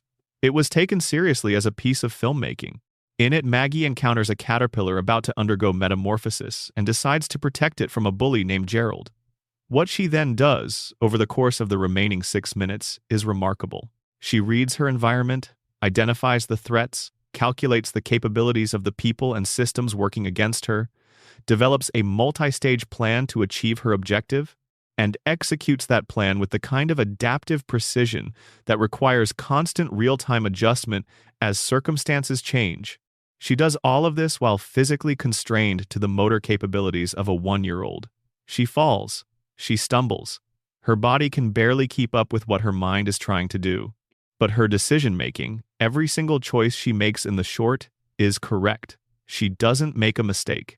She adapts when her plan needs adjusting, but she never makes a choice that costs her anything. Her spatial reasoning, her ability to predict how other people will behave, her timing, her improvisational capacity when things don't go according to plan, all of it operates at a level that would be impressive in an adult. She is, in the clearest possible terms, a genius in a baby's body. Her mind is decades ahead of her physical development. Her intelligence cannot be expressed through language because she has decided not to express it that way, but it manifests constantly in what she does. The show has tested Maggie's intelligence directly on a few occasions. The results are inconsistent across episodes, as the show's continuity on almost every subject tends to be, but the pattern underneath the inconsistency is steady. Maggie's measured intelligence, when the show chooses to acknowledge it, is extraordinary, off the charts, beyond what standardized instruments can adequately capture. And then the episode moves on, and everyone treats her as an ordinary baby again, and nobody follows up. Nobody follows up because nobody is watching closely enough to notice what's there. And that, the theory suggests, is entirely intentional. Look at what happens to the intelligent women in this family who make their intelligence visible. Lisa is brilliant, genuinely, provably brilliant, with an IQ that places her well above almost everyone she encounters. She has been precocious since the show's first season. She plays the saxophone, reads voraciously, engages with political and philosophical ideas at an age when most children are still working out how to tie their shoes. She has been right about significant things on numerous occasions, including environmental catastrophes and political corruption, and various other situations where the adult characters around her turned out to be wrong. And her reward for this is consistent isolation, consistent dismissal, consistent resistance from a community that finds her intelligence inconvenient. Lisa speaks up and gets ignored. Lisa raises concerns and gets told she's overreacting. Lisa tries to fix things and gets treated as the problem by the people who don't want things fixed. Her intellect is her defining characteristic and her primary source of suffering. Maggie has been watching this happen since the day she was born. She has watched her sister fight every day for the recognition that her intelligence deserves and receive nothing but friction and resistance in return. She has seen, from the very beginning of her conscious experience, what happens when you announce your intelligence in Springfield. And she learned not the lesson Lisa took from this, which was to keep fighting because the cause is worth it regardless of the personal cost. Maggie learned the opposite. If you want to be effective in this environment, the best thing you can do is make sure nobody knows how effective you are. Silence is armor. Invisibility is power. The less they notice you, the more you can actually do. Think about the specific instances where Maggie's capabilities have been decisive. She shot the most powerful man in Springfield, and the investigation focused on everyone except her. Because who looks at the baby? The daycare rebellion she led in the longest daycare succeeded because the adults supervising the facility literally could not conceive of the infants having the organizational capacity for what was happening. Every heroic act, every moment where Maggie saves the day, happens below the radar. In the margins. In the spaces that no one monitors because no one thinks anything significant can come from there. Maggie has positioned herself in the most powerful possible location in Springfield. She is the person everyone underestimates the most, carrying the capabilities that surpass everyone else.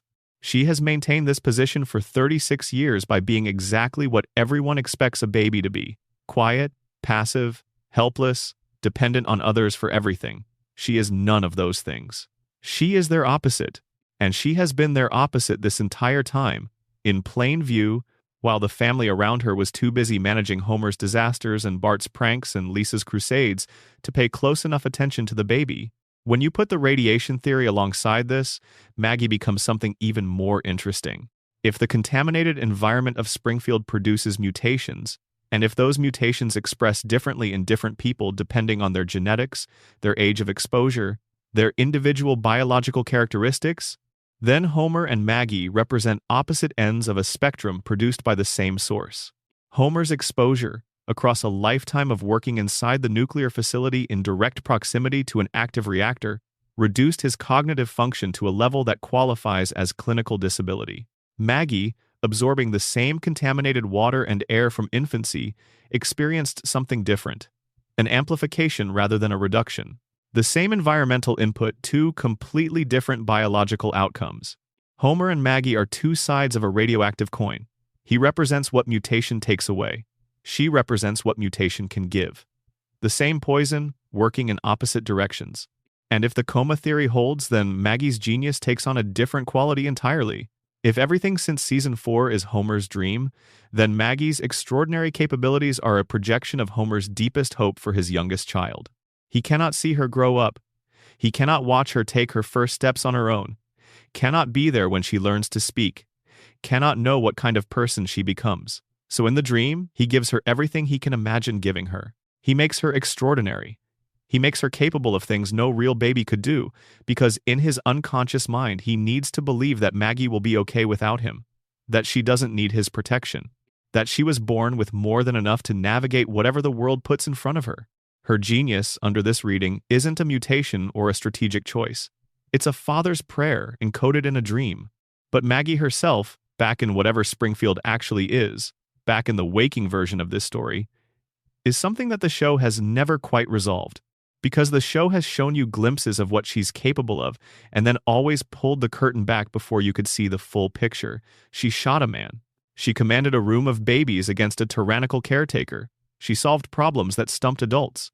She assessed situations with a speed and accuracy that nobody around her recognized as assessment. She confirmed or denied things with a single nod, and the family trusted her judgment. The show has never told you what Maggie is waiting for. It has never told you what she intends to do with 36 years of watching everything from inside a disguise so perfect that nobody has ever suspected it was a disguise. That is the last truly open question in the Simpson family. Not Homer's intelligence, which we understand. Not Lisa's future, which the show has sketched in flash-forward episodes. Not Bart's arc, which has been visited from every angle. Maggie's endgame is the one the show has never touched. And maybe that's the most interesting mystery in Springfield. Behind the pacifier, behind the enormous eyes, behind 36 years of deliberate silence, something has been thinking. Something has been watching and listening and processing and planning. And when Maggie finally decides that the moment is right, Springfield won't see it coming. Because she made sure of that from the very beginning. Section 7. Mona Simpson, the conspiracy that broke 3 generations. For the first 6 seasons of The Simpsons, Homer's mother was dead.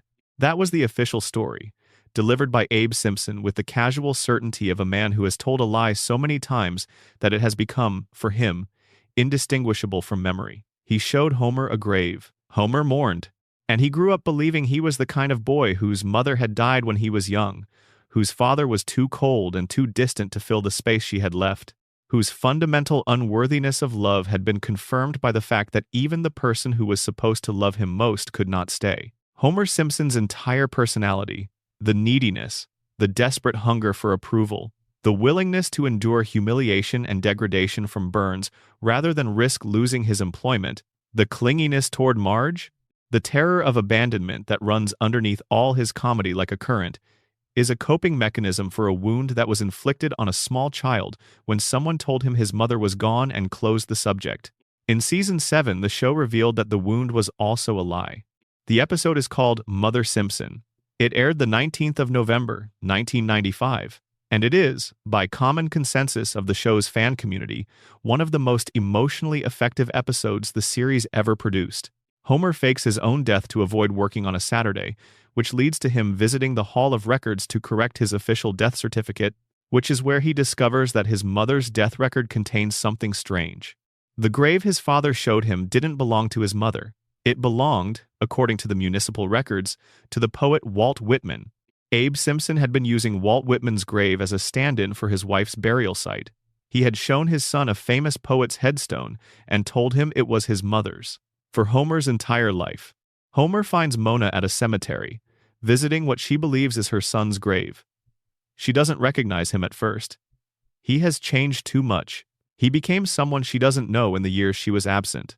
But when he proves who he is, they have a reunion that is among the show's most genuinely affecting moments. A grown man and the mother he never properly had, finding each other beside a grave that belongs to neither of them. And then she tells him why she left. The story goes back to 1969. Mona was a housewife. She was married to Abe. She had a young son named Homer. She was living a quiet, ordinary life in Springfield, while the counterculture burned outside and the Vietnam War consumed the national conversation. And then something changed her. She became radicalized. She joined a group of activists, and this is where the conspiracy begins to take shape. Their target was a biological weapons laboratory owned by Mr. Burns. Let that settle for a moment. Burns, the man who owns the nuclear power plant, also owned a facility in Springfield that was manufacturing weapons-grade biological agents.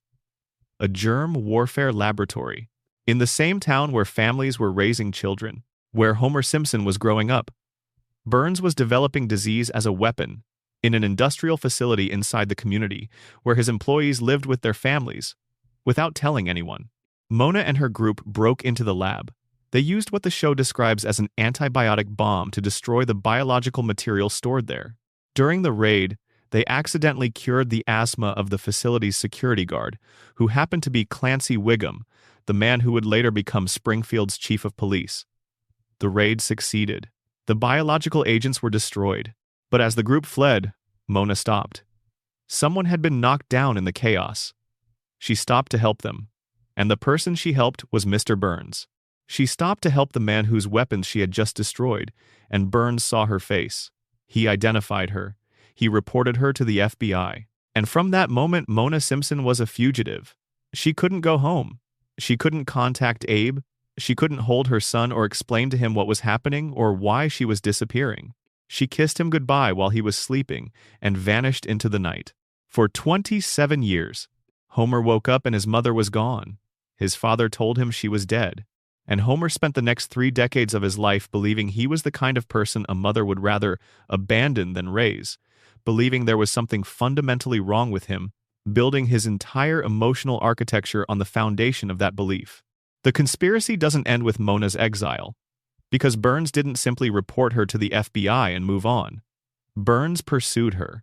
He held a personal grudge against a woman who had destroyed his weapons laboratory, and he used his resources, his connections, and his reach to ensure she could never return to her family. When Mona finally comes back to Springfield in Season 7, Burns recognizes her almost immediately, spots her through a car window, and alerts the authorities. The FBI arrives at the Simpson house.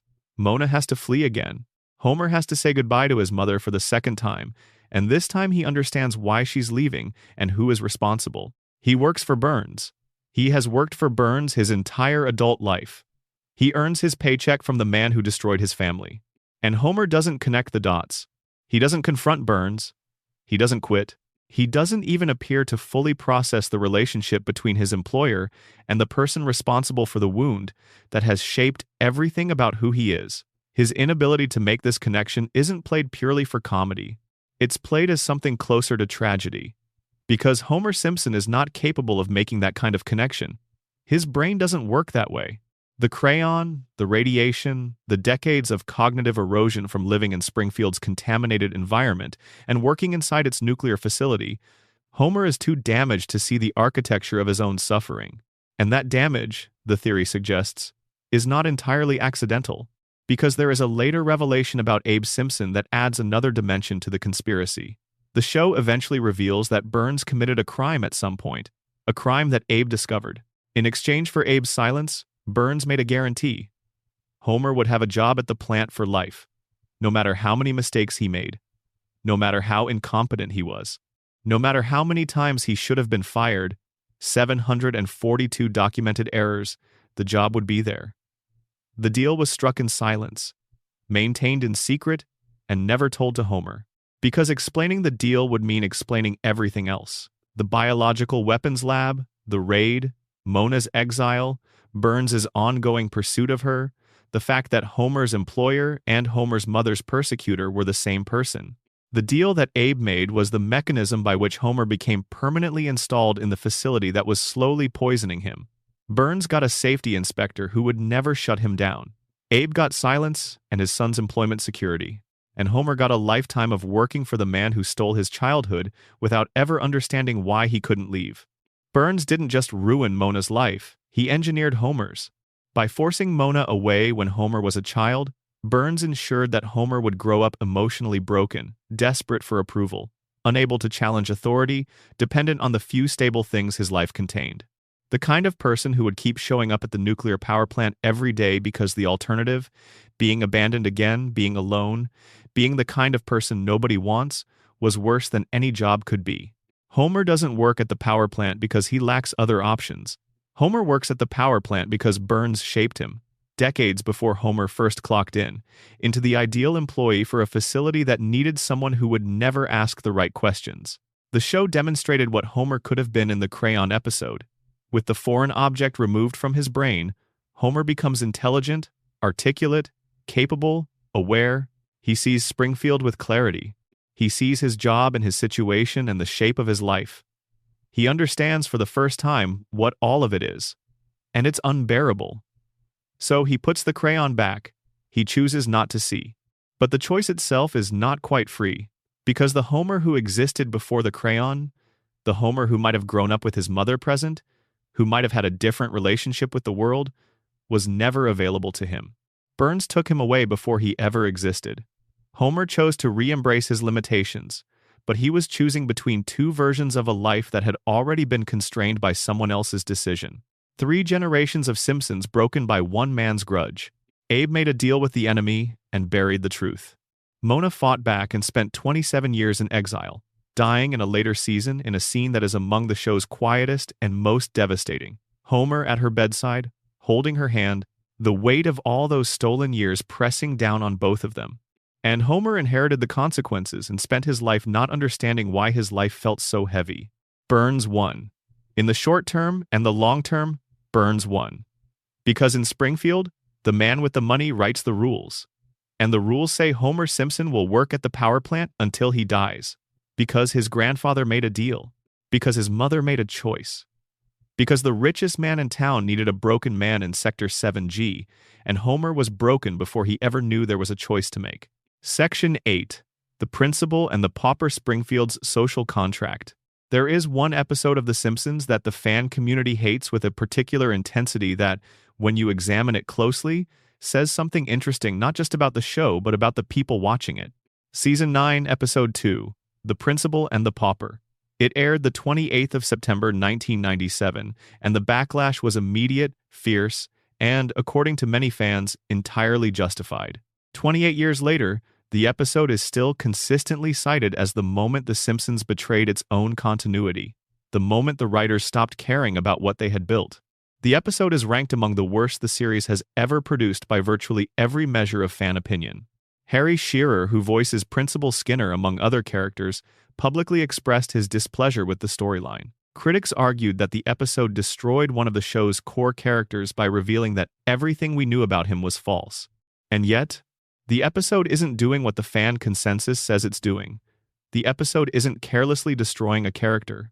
The episode is showing you, with uncomfortable precision, exactly how Springfield actually works. And the fan community's revulsion at the episode is, in part, a reaction to seeing the mechanism of the show's reality exposed in a way that makes it impossible to look away. Here is what happens.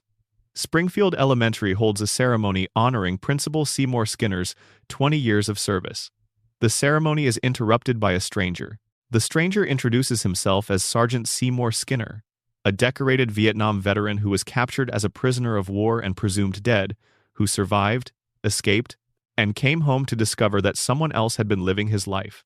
The man Springfield has known as Seymour Skinner is not Seymour Skinner. His real name is Armin Tamzarian. Before Vietnam, Tamzarian was a petty criminal, a kid from the wrong end of every possible statistic, with no future and no prospects. He was drafted, served in the same unit as the real Skinner, and when Skinner was captured and presumed dead, felt responsible. He traveled to Springfield to deliver the news of Skinner's death to his mother, Agnes. Agnes assumed he was her son. She needed him to be her son. And Tamzarian, who had never had anyone need him before, who had never had a family or a home or an identity worth keeping, let it happen. He became Seymour Skinner. He took the name, the rank, the role, the mother. He built a life inside someone else's identity and lived in it for 2 decades. Then, the real Skinner walked through the door. The truth was fully exposed. Everyone in Springfield knew, and the town held a meeting to decide what to do about it. They voted to keep the lie. Judge Snyder issued a legal decree that Tamzarian was the real Skinner, the actual Seymour Skinner, the verified war hero whose identity had been stolen, was physically tied to a railroad car and removed from Springfield. And the judge made it explicitly illegal to ever refer to these events again, under penalty of torture. The fan community found this infuriating. And the infuriation is understandable. The episode takes a character who had been a consistent presence in the show for 8 seasons and retroactively makes everything about him fictional.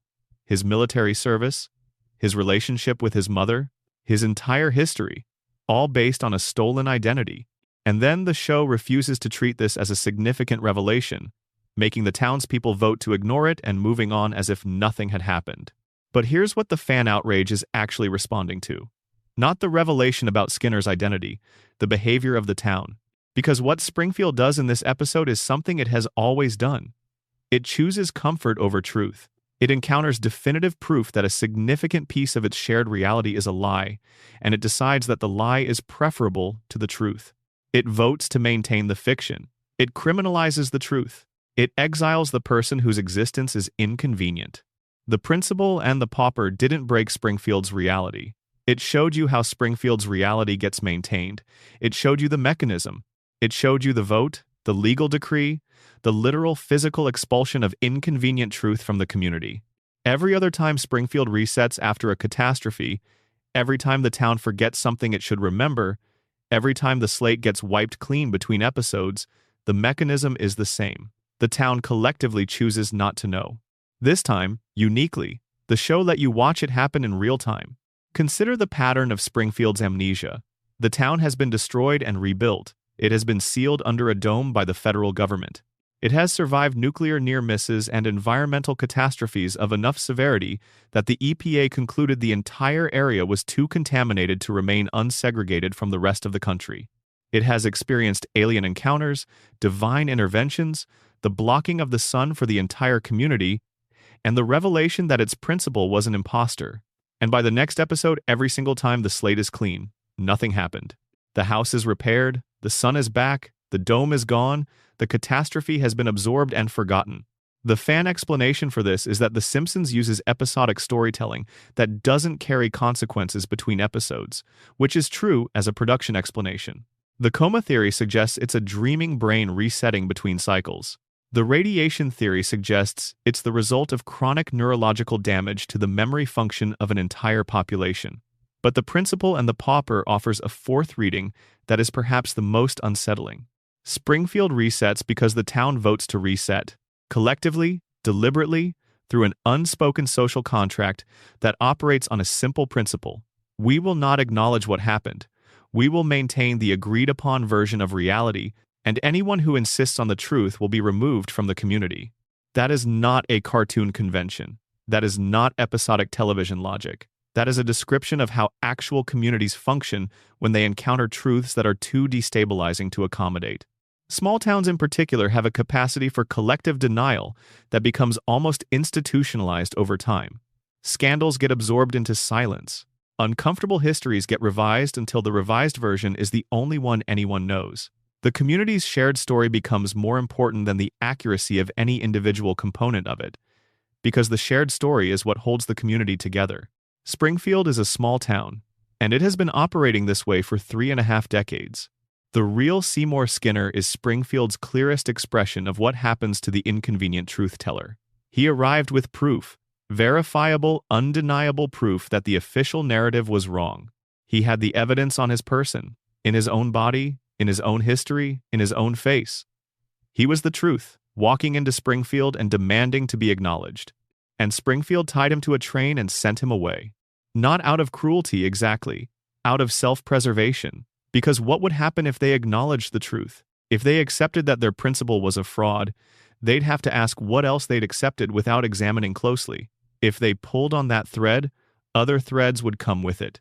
The power plant, the safety violations, the contaminated water, the billionaire who glows in the dark, the fish with 3 eyes, the children who were born yellow and never asked why. Springfield can't afford to investigate itself. The entire structure of the town depends on the population not looking too closely at the things they've normalized. And the mechanism by which they maintain this, as the principal and the pauper reveals with unusual clarity, is the social contract of collective amnesia. We agree not to know. We agree that the convenient fiction is more valuable than the inconvenient fact. We agree that anyone who breaks this contract will be expelled, gently if possible, more forcibly if necessary. Armin Tamzarian is still pretending to be Seymour Skinner. Springfield is still pretending everything is fine. The real Seymour Skinner is somewhere out there, tied to a train he never asked to board, expelled from a life that was stolen from him before he could claim it. The last honest man in a town that made honesty illegal. And if the coma theory is true, this episode becomes even darker. Because if Homer is dreaming, then this story about a town that votes to sustain a comfortable lie rather than confront an uncomfortable truth is something Homer's unconscious mind invented. He needs to believe that lies can be maintained forever, that stolen identities can become real through collective agreement, that the fake version of a life can replace the real one, and if everyone agrees to treat it as real, then in every meaningful sense, it is. Because that's what Homer's coma is, a fake life replacing the real one. And as long as Springfield keeps voting to maintain the fiction, Homer never has to wake up. Section 9. The predictions: what's real, what's myth, and what's more interesting than either. In the year 2000, The Simpsons aired an episode called Bart to the Future. In it, the show depicted a future timeline in which Lisa Simpson had become the first female president of the United States. And in describing the state of the country she had inherited, the episode identified her predecessor, The previous occupant of the Oval Office, the episode specified, was Donald Trump. The episode aired 16 years before Trump won the 2016 presidential election. The internet has never quite recovered from this. The screenshot from the episode, showing President Lisa at her desk with a reference to the Trump administration she had succeeded, became one of the most widely circulated images on social media during and after the 2016 election cycle. People who hadn't watched The Simpsons in years were suddenly sharing it. People who had never watched The Simpsons at all were suddenly familiar with it. The phrase "The Simpsons predicted" it entered the cultural vocabulary, applied not just to Trump but to a growing list of apparent coincidences between the show's fictional content and events that later materialized in reality. The list is long enough that simply recounting it takes considerable time. In a 1995 episode, the show depicted a device worn on the wrist that functioned like a computer, years before the modern smartwatch existed in any commercially available form. In a 1998 episode, Homer is given credit for discovering a mathematical constant that appears to correctly predict the mass of the Higgs boson particle, which real-world physics would not confirm experimentally until 2012. In a 1993 episode, a flu virus originating in Asia spreads to Springfield, causing mass panic, panic buying, and a frantic public health response. 27 years before COVID-19. In that same episode, the townspeople accidentally release a swarm of aggressive insects, which felt notably resonant when Asian giant hornets, labeled murder hornets by the media, appeared in North America during the actual 2020 pandemic. In a 1996 episode, a joke about Cypress Hill accidentally booking the London Symphony Orchestra came to life in 2024 when Cypress Hill actually performed with the London Symphony Orchestra at the Royal Albert Hall. In a 1998 episode, the show depicted Disney acquiring Fox, a corporate merger that occurred in 2019. The list goes on. It keeps going. And every time a new item appears to join it, the internet responds with the same mixture of genuine amazement and the particular frisson of seeing a pattern that feels like it should be impossible. The official explanation from inside the show is concise. Al Jean, who has been an executive producer since the early years, puts it in terms of probability. If you throw enough darts, some will hit the bullseye. The Simpsons has produced close to 800 episodes over 36 years, each episode containing dozens of jokes, references, and satirical observations about American culture, technology, politics, and society. When you generate that volume of content across that span of time, statistical probability alone ensures that some portion of it will align with future events. Producer Bill Oakley, who ran the show during some of its peak years, put it even more directly. History repeats itself, and the show is old enough that repetition starts to look like prediction. Fact-checking organizations that have examined the prediction phenomenon systematically have found that most of the apparent predictions have mundane explanations. The writers weren't forecasting events they couldn't know about. They were extrapolating from trends that were already visible at the time of writing. Trump had been publicly flirting with presidential ambitions since the late 1980s. The writers didn't predict his candidacy from nothing. They observed that celebrity culture and political culture were increasingly intertwined, noted that Trump specifically had been making presidential noises for years, and wrote a joke about the logical extreme of that tendency. The joke happened to be right about which specific celebrity it would be, which is not nothing, but it's also not prophecy. It's careful attention to what was already happening. The Disney-Fox prediction follows the same logic. Media consolidation was an accelerating and visible trend in the 1990s. The specific dynamics of the entertainment industry made it plausible to observe that the major studios were heading toward a configuration with fewer independent players. Writing a joke about a megacorporation swallowing a competitor isn't prediction. It's satire doing its job, which is to take a real tendency and push it to a logical conclusion that makes the tendency visible. The smartwatch prediction works similarly. The trajectory of technology in the 1990s pointed clearly in the direction of miniaturization and personalization. Computing power was moving towards smaller devices. Portable technology was becoming more sophisticated with each product cycle. Imagining a wristband computer wasn't a remarkable imaginative leap at the time. It was the kind of thing science fiction had been doing for decades, and The Simpsons was, in this respect, doing what science fiction always does, which is look at the direction things are heading, and then show you what's further down the road. The Simpsons writing room has historically been, in terms of raw educational credentials, among the most decorated in the history of American television. Multiple writers have held degrees from Harvard. There are mathematicians, scientists, computer scientists, and political theorists among the alumni of the show's various iterations over the years. These are not people making random guesses about the future. They are highly trained observers of the present, people whose professional training gave them tools for identifying patterns and extrapolating trajectories, applying those tools to American culture, and then exaggerating the results to the point of comedy. They weren't predicting the future.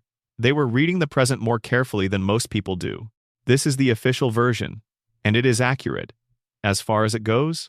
But there are some of the apparent predictions that don't quite yield to statistical probability as a complete explanation, and it's worth spending time with those because they're the ones that reveal something genuinely interesting. The Trump prediction didn't just put a celebrity in the Oval Office. It specified Trump by name in a future timeline. And the episode depicted him descending an escalator during a scene that visually echoes the announcement he made in June 2015 when he descended the escalator at Trump Tower to declare his candidacy. The visual is specific enough that when the clip circulated in 2015, people who knew the episode recognized the resonance immediately. The Siegfried and Roy episode didn't just joke about exotic animals being dangerous, which is a reasonably available observation. It depicted a white tiger attacking one of the performers during a show, which is almost exactly what happened in 2003 when Roy Horn was critically injured by one of their white tigers during a performance in Las Vegas.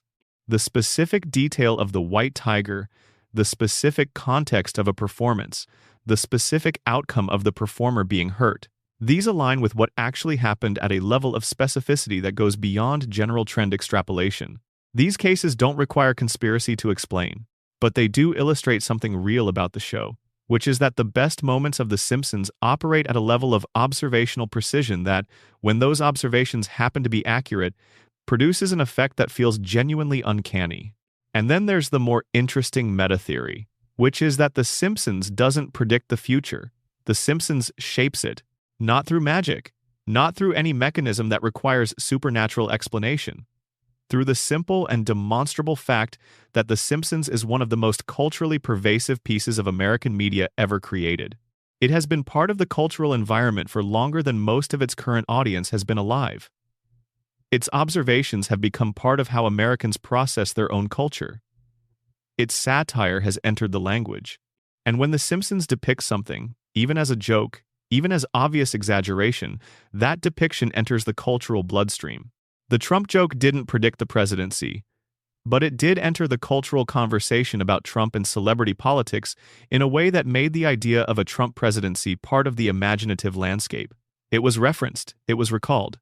When Trump began his actual candidacy, the cultural response was partly shaped by the fact that people had already encountered the idea in satirical form. The Simpsons made the future feel familiar before it arrived. It primed the cultural imagination. The show didn't predict that Disney would buy Fox. The show made media consolidation feel inevitable. When the merger actually happened, the cultural response included something like recognition. This is what The Simpsons said would happen. The show's satire had already normalized the possibility. When it arrived, it felt less like a shock and more like a punchline reaching its setup. This is the most interesting thing about the prediction phenomenon. It isn't that the show forecasts events. It's that the show has been part of the culture for so long and has reached so many people and has processed so many aspects of American life through its particular satirical lens that when reality catches up to something the show depicted, the cultural reaction is shaped by the prior encounter. We have a frame for it. We've been here before, in a way. The Simpsons already told us about this. The predictions aren't supernatural. They're not the result of a writing staff with access to information about the future.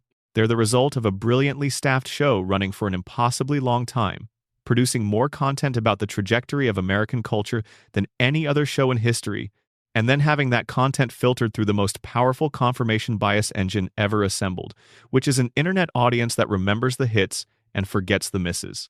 Because The Simpsons has also made thousands of jokes that haven't come true, predictions about jetpacks and moon colonies, and political outcomes that went differently. Satirical observations about trends that never materialized. Nobody screenshots those. Nobody builds theories around the ones that were wrong. The highlight reel of accurate predictions looks like prophecy because it is, by definition, a highlight reel. But try telling that to the next person who sends you a clip from 1994 that lines up eerie closely with something that happened last week. Even knowing how the mechanism works, there is something in the human brain that responds to a pattern lining up and produces what functions like wonder. The Simpsons wrote enough possible futures that some of them were going to come true. And the ones that did are the only ones anyone remembers. And Springfield, as a result, has become something unusual in the history of fiction. A place that feels like it knows something it shouldn't. A show that seems to be watching the same world you're watching and reading something in it that you missed. Not because it's actually doing that, but because it's been doing what good satire always does for long enough that the accumulation of accurate observations has started to look like foresight. The show didn't predict America, it diagnosed it. And the diagnosis was so accurate that watching the symptoms develop in reality, years later, produces the particular feeling of recognizing something you already knew was coming. Springfield isn't a prophecy of America's future. Springfield is an X-ray of America's present, taken in 1989 and still developing. Section 10. Where is Springfield the geographic impossibility? There is a question about The Simpsons that has been asked at least as often as any question about its characters or its plots, and that has received, over the course of 36 seasons, more contradictory answers than any other question about the show. It is not a difficult question to formulate.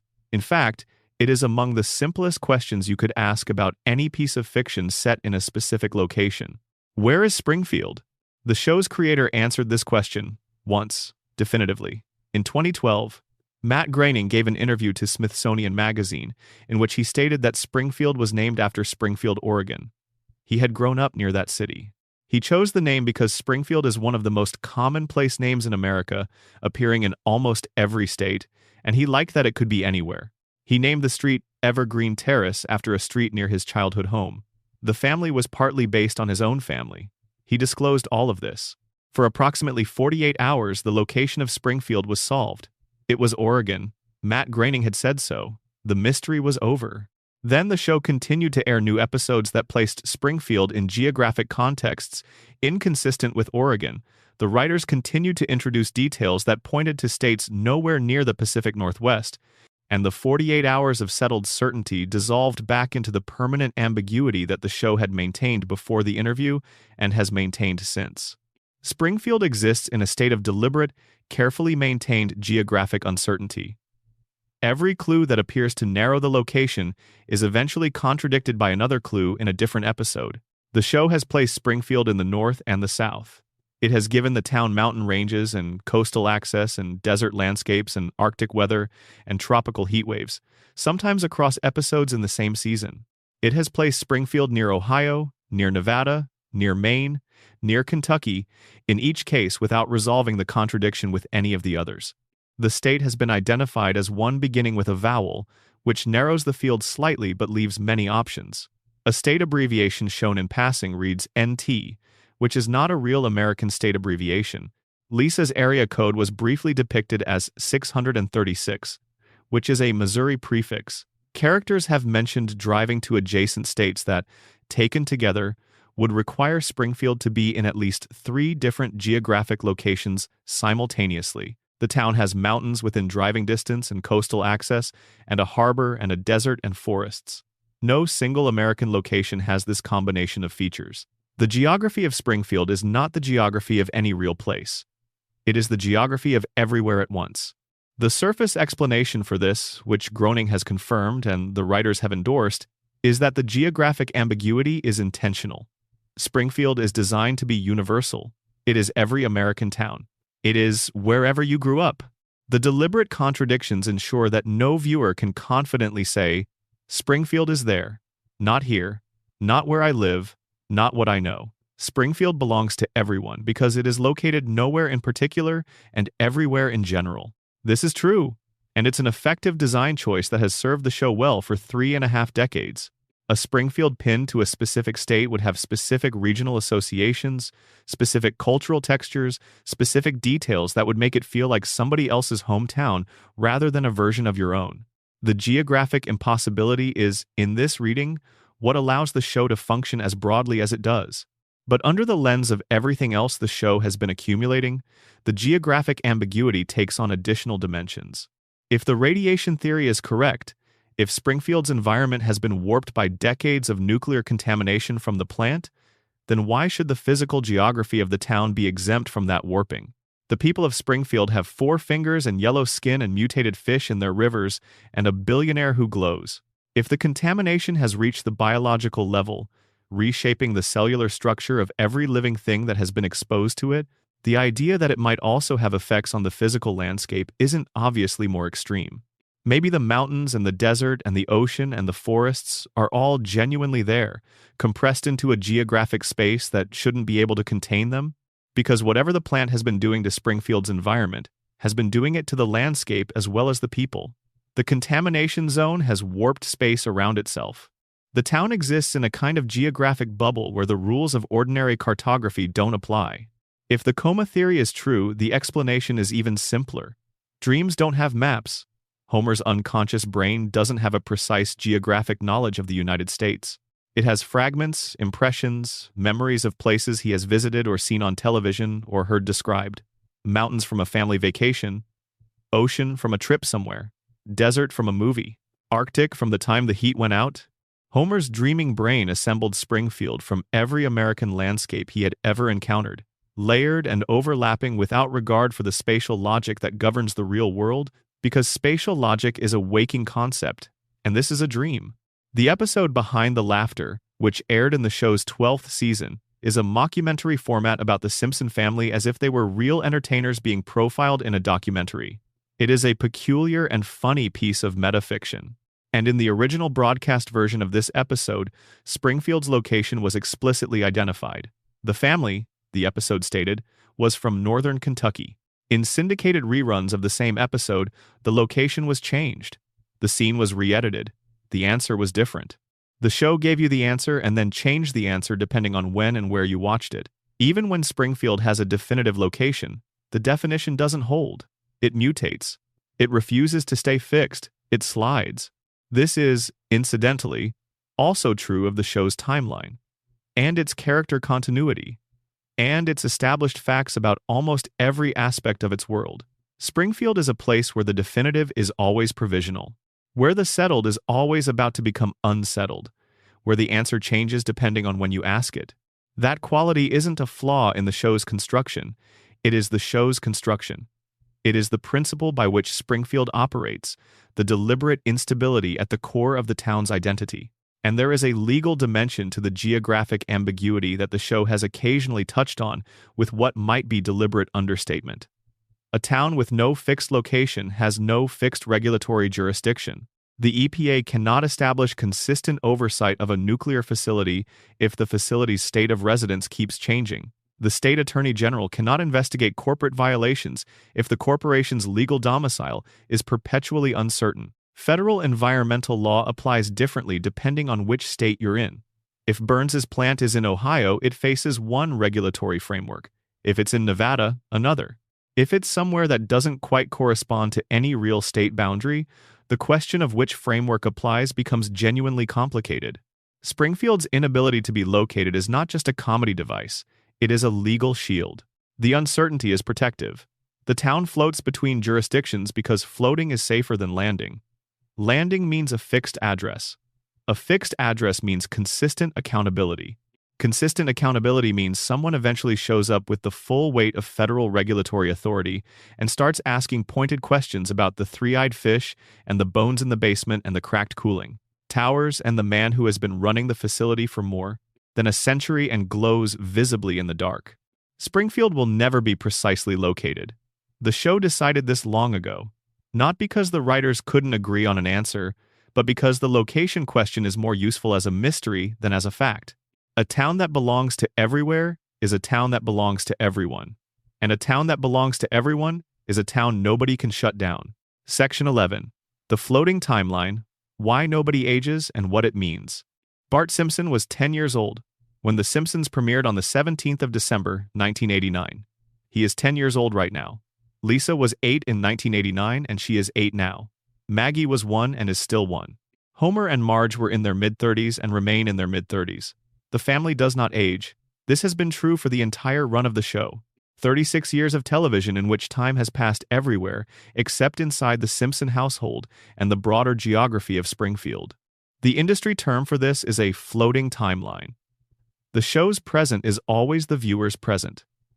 When the episode aired in 1993, the characters were living in 1993. When it airs in 2025, they're living in 2025. The references change, the technology changes, the cultural context updates, but the characters remain at the ages they were when the show began. They exist in a state of permanent temporal suspension. Most long-running animated shows use some version of this approach. It's a production convention that allows the show to remain contemporary without having to manage the narrative complexity of character aging. The Simpsons has been doing it long enough that the floating timeline has become more than a production choice. It has become one of the show's defining characteristics and one of its most revealing. Because The Simpsons has been running long enough for the floating timeline to generate contradictions so fundamental that they've started to erode the show's internal logic from the inside. And the most significant of these contradictions involves Homer and Marge's backstory. When the show began, their history was grounded in a specific era. They were people who had grown up in the 1970s. They had gone to high school during a period that had a distinct cultural texture, bell-bottoms and disco and Watergate and all the particular flavors of that decade. Their courtship was set against this background. The music they fell in love to, the clothes they were wearing, the cultural context of their early relationship, all of it was anchored to a time that made sense for parents who were in their mid-30s in the late 1980s. But the floating timeline has dragged the present forward by 36 years. If Homer and Marge are still in their mid-30s in 2025, they didn't go to high school in the 1970s. They went to high school sometime around 2005. Which means their formative years weren't defined by Nixon and Led Zeppelin and the energy crisis. They were defined by MySpace and early YouTube and flip phones, and the particular cultural texture of the aughts. The show has acknowledged this, in its way. Flashback episodes have been revised multiple times to relocate Homer and Marge's youth in different decades, as the floating timeline demanded. Their origin story has been told at least 4 times, each version placing their courtship in a different era. In one version, they were counterculture adjacent. In another, they were grunge-era teenagers. In another, they were recognizable 90s figures. The love story is always the same. The people are always recognizable. But the decade keeps sliding forward. The background keeps updating. The era keeps changing to accommodate the rule that Homer and Marge must always be in their mid-30s. Their history is not a fixed thing. It's a draft that gets revised every few years. Their memories are unstable. Their origin story is a document that gets edited according to the needs of the current narrative, without any ceremony and without any acknowledgement that it has been changed. This means Homer and Marge don't have a past in the way that real people have a past. They have an approximation, a sketch that gets redrawn periodically, a backstory that exists primarily as whatever is needed to make the current episode work, with no obligation to remain consistent with previous versions. The show has imagined its characters aging. It has done this multiple times, in flash-forward episodes that project the characters into futures where they are the ages they would be if time had actually been allowed to pass. In Season 6's Lisa's Wedding, we see Lisa at 23, engaged to a British man, navigating the kind of young adult life that her childhood has been quietly preparing her for. The episode is specific, emotionally rich, fully realized. The future it depicts is completely believable as the outcome of everything the show has established about Lisa as a character, and then it resets. The episode ends. Lisa is 8 again. The future was a glimpse, a window that opened briefly and then closed. The show can imagine growth. It refuses to allow it, and this refusal is the floating timeline's deepest truth. Now apply everything. Every theory in this video converges on this point. The coma theory says nobody ages because they exist inside the frozen mind of an unconscious man. Homer's brain, lying in a hospital bed in April 1993, has no access to new experiences of the world.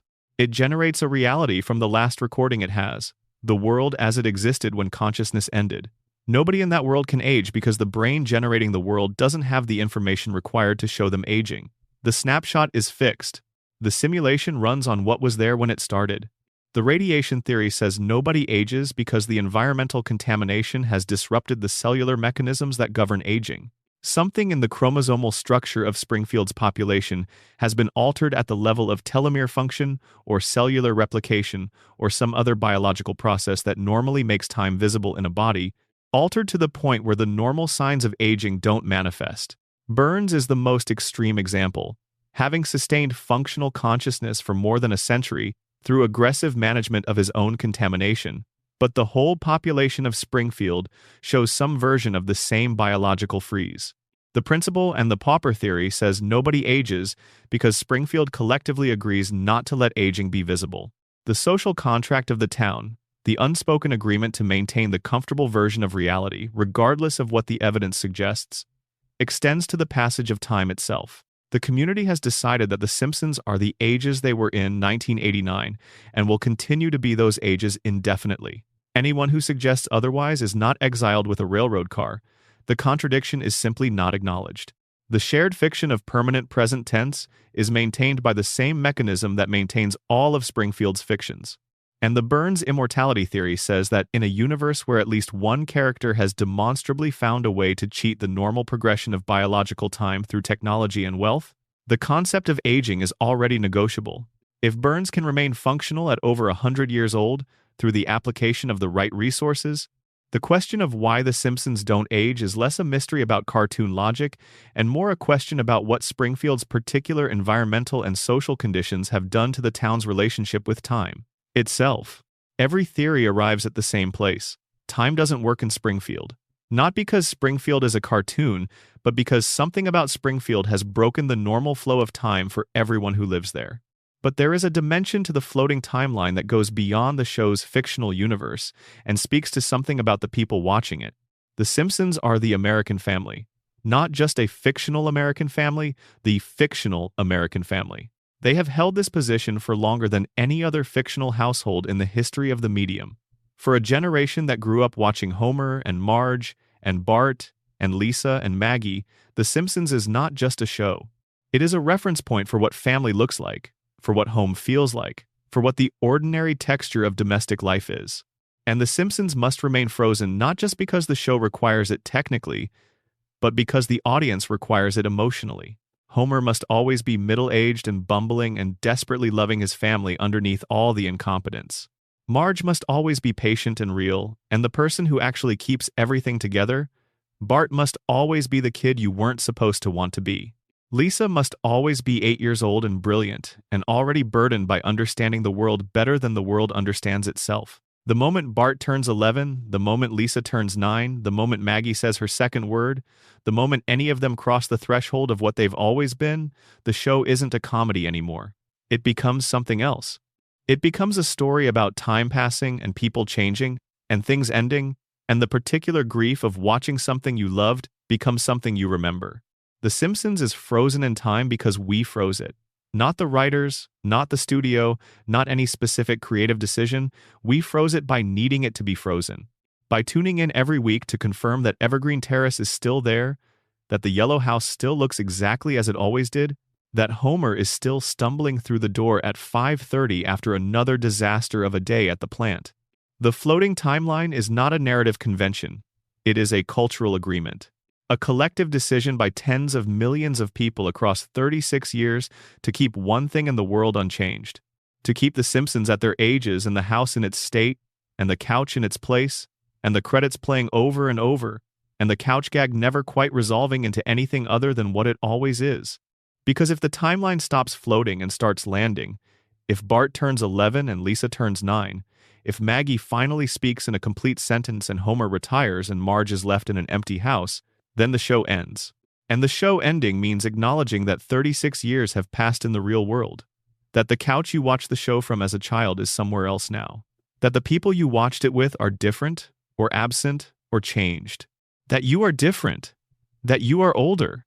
The Simpsons are frozen because we pressed pause in 1989, and have been holding that button down ever since. Not out of laziness, out of love. Out of the need to have one place where the kids are always young, and the house is always there, and the family survives everything and nobody has to say goodbye. That is the floating timeline, not a production choice. A prayer.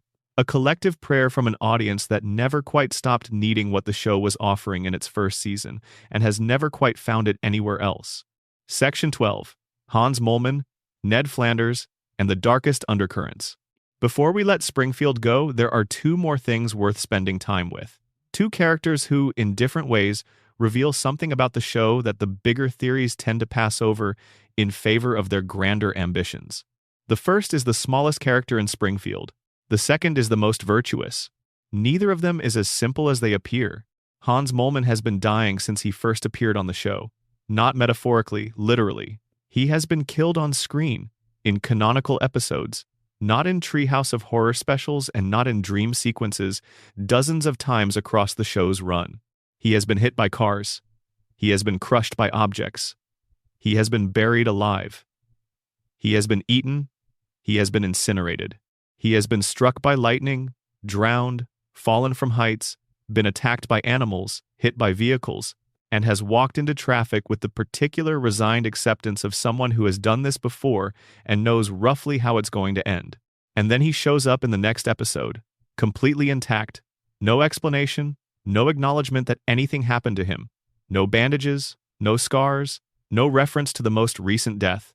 He simply exists again, ready for whatever the episode has planned for him next.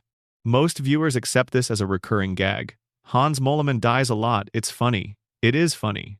But it's also the show's most sustained piece of evidence for something genuinely strange about Springfield's relationship with death. If the radiation theory is correct, Moleman represents the most extreme biological mutation in the show's universe. A man whose cellular structure has been so thoroughly altered by nuclear contamination that his body can reconstitute itself after trauma that should be permanently fatal. He doesn't survive his deaths the way Homer survives injuries. Homer absorbs damage and heals. Moleman actually dies. His body ceases to function by any conventional definition. And then he comes back because whatever the contamination has done to his biology has apparently included removing the permanence from mortality. Under this reading, Moleman is walking proof that the plant's effects on Springfield's population extend further than anyone has acknowledged.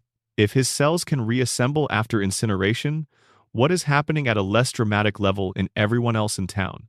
What does a body that has been soaking in low-level radiation for decades look like at the cellular level, even if the results aren't visible on the surface? If the coma theory is true, Moleman serves a different function. He's a background process in Homer's dream, a minor character that Homer's unconscious mind doesn't maintain with consistent fidelity. He dies because Homer's dreaming brain occasionally loses track of him. He comes back because the dream needs enough population to make Springfield feel inhabited, and Moleman fills a particular slot in the town's background texture that can't simply be left empty. He's not a person in this reading. He's a prop that keeps breaking and getting reset. There is also the detail about his age. Moleman once stated his age as 31. He appears to be in his 80s or 90s by any visual measure.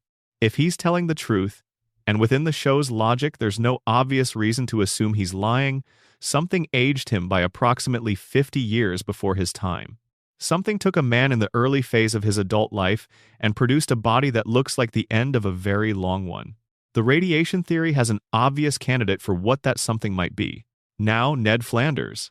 Ned Flanders is everything Homer Simpson is not. Kind, patient, generous, devoutly faithful, physically fit in the way that suggests genuine discipline rather than natural luck, financially responsible, a good father to his sons, and a good neighbor to the man next door who has destroyed his property, injured his family, and caused him incalculable stress across 3 decades. By any objective measure of moral character, Ned Flanders is a better person than Homer Simpson in essentially every respect. And the show punishes him for it with extraordinary consistency. His wife Maude was killed in a freak accident at the Springfield Speedway when a t-shirt cannon misfired during a race. The misfiring happened because Homer was dodging the t-shirts, and they hit Maude instead. Homer's selfishness, his instinct to protect himself at the expense of whoever happened to be in the way, literally killed Ned's wife. And Ned forgave him, because that's what Ned does. He turns the other cheek. He absorbs whatever the universe puts in front of him and responds with grace and patience and an unwavering belief that it all fits somewhere into a plan that he doesn't have full access to yet. But there is a scene the show gave us that recontextualizes all of Ned's grace and patience in a way that changes what you think you're watching. When a hurricane destroys Ned's house and the community's poorly executed attempt to rebuild it produces a structure that collapses immediately, Ned breaks. He has a complete psychological collapse. He screams at the assembled townspeople. He says everything he has ever suppressed about every person who has ever wronged him. He articulates, in one sustained and genuinely alarming outburst, all of the accumulated frustration and grief and anger that his characteristic niceness had been sitting on top of for years. And then he's institutionalized. In the psychiatric facility, the show reveals something about Ned that fundamentally changes how his entire character reads. Ned's niceness isn't a character trait. It's the product of childhood behavioral modification. As a child, Ned was a violent and uncontrollable kid. His parents, beatniks who philosophically opposed the concept of discipline, took him to a psychiatrist who spent years conditioning the aggression out of him through methods that the show describes with deliberate euphemism. The rage wasn't resolved. It was suppressed, reprogrammed, replaced with the reflexive niceness that has characterized Ned for the entire run of the show. Everything about him reads differently once you have this information. His patience with Homer isn't saintly. It's pathological. His brain was literally conditioned to suppress anger, and Homer has spent 36 years providing it with constant material to suppress. His forgiveness of Homer after Maude's death isn't an expression of genuine spiritual grace. It's the programmed response of someone whose psychological architecture was rebuilt during childhood to make genuine anger expression impossible. His faith isn't a freely chosen spiritual conviction. It's a coping mechanism. Ned needs a framework that explains why a person who does everything right can experience a level of suffering that makes no rational sense. God's plan is the only available answer that makes the math work. The darkest note about Ned is the one about God. The show has established, across multiple episodes, that God exists within the Springfield universe. Homer has spoken with God. Homer has met God. Homer has had face-to-face, voice-to-voice conversations with the divine.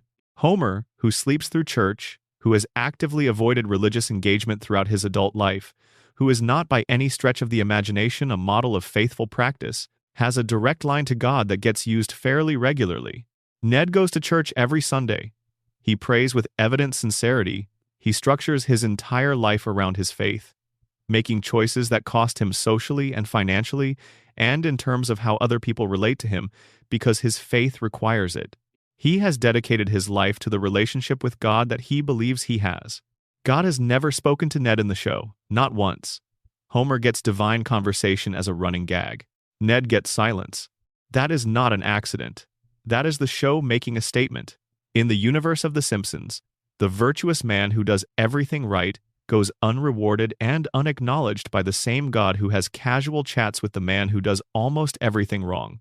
The devout man gets nothing while the drunk who falls asleep in the back pew gets a divine audience. Ned Flanders and Homer Simpson have been neighbors for 36 years. The gap between them, in terms of moral effort and moral reward, has never once closed. Because the gap isn't meant to close. Springfield doesn't operate on a system that rewards moral behavior.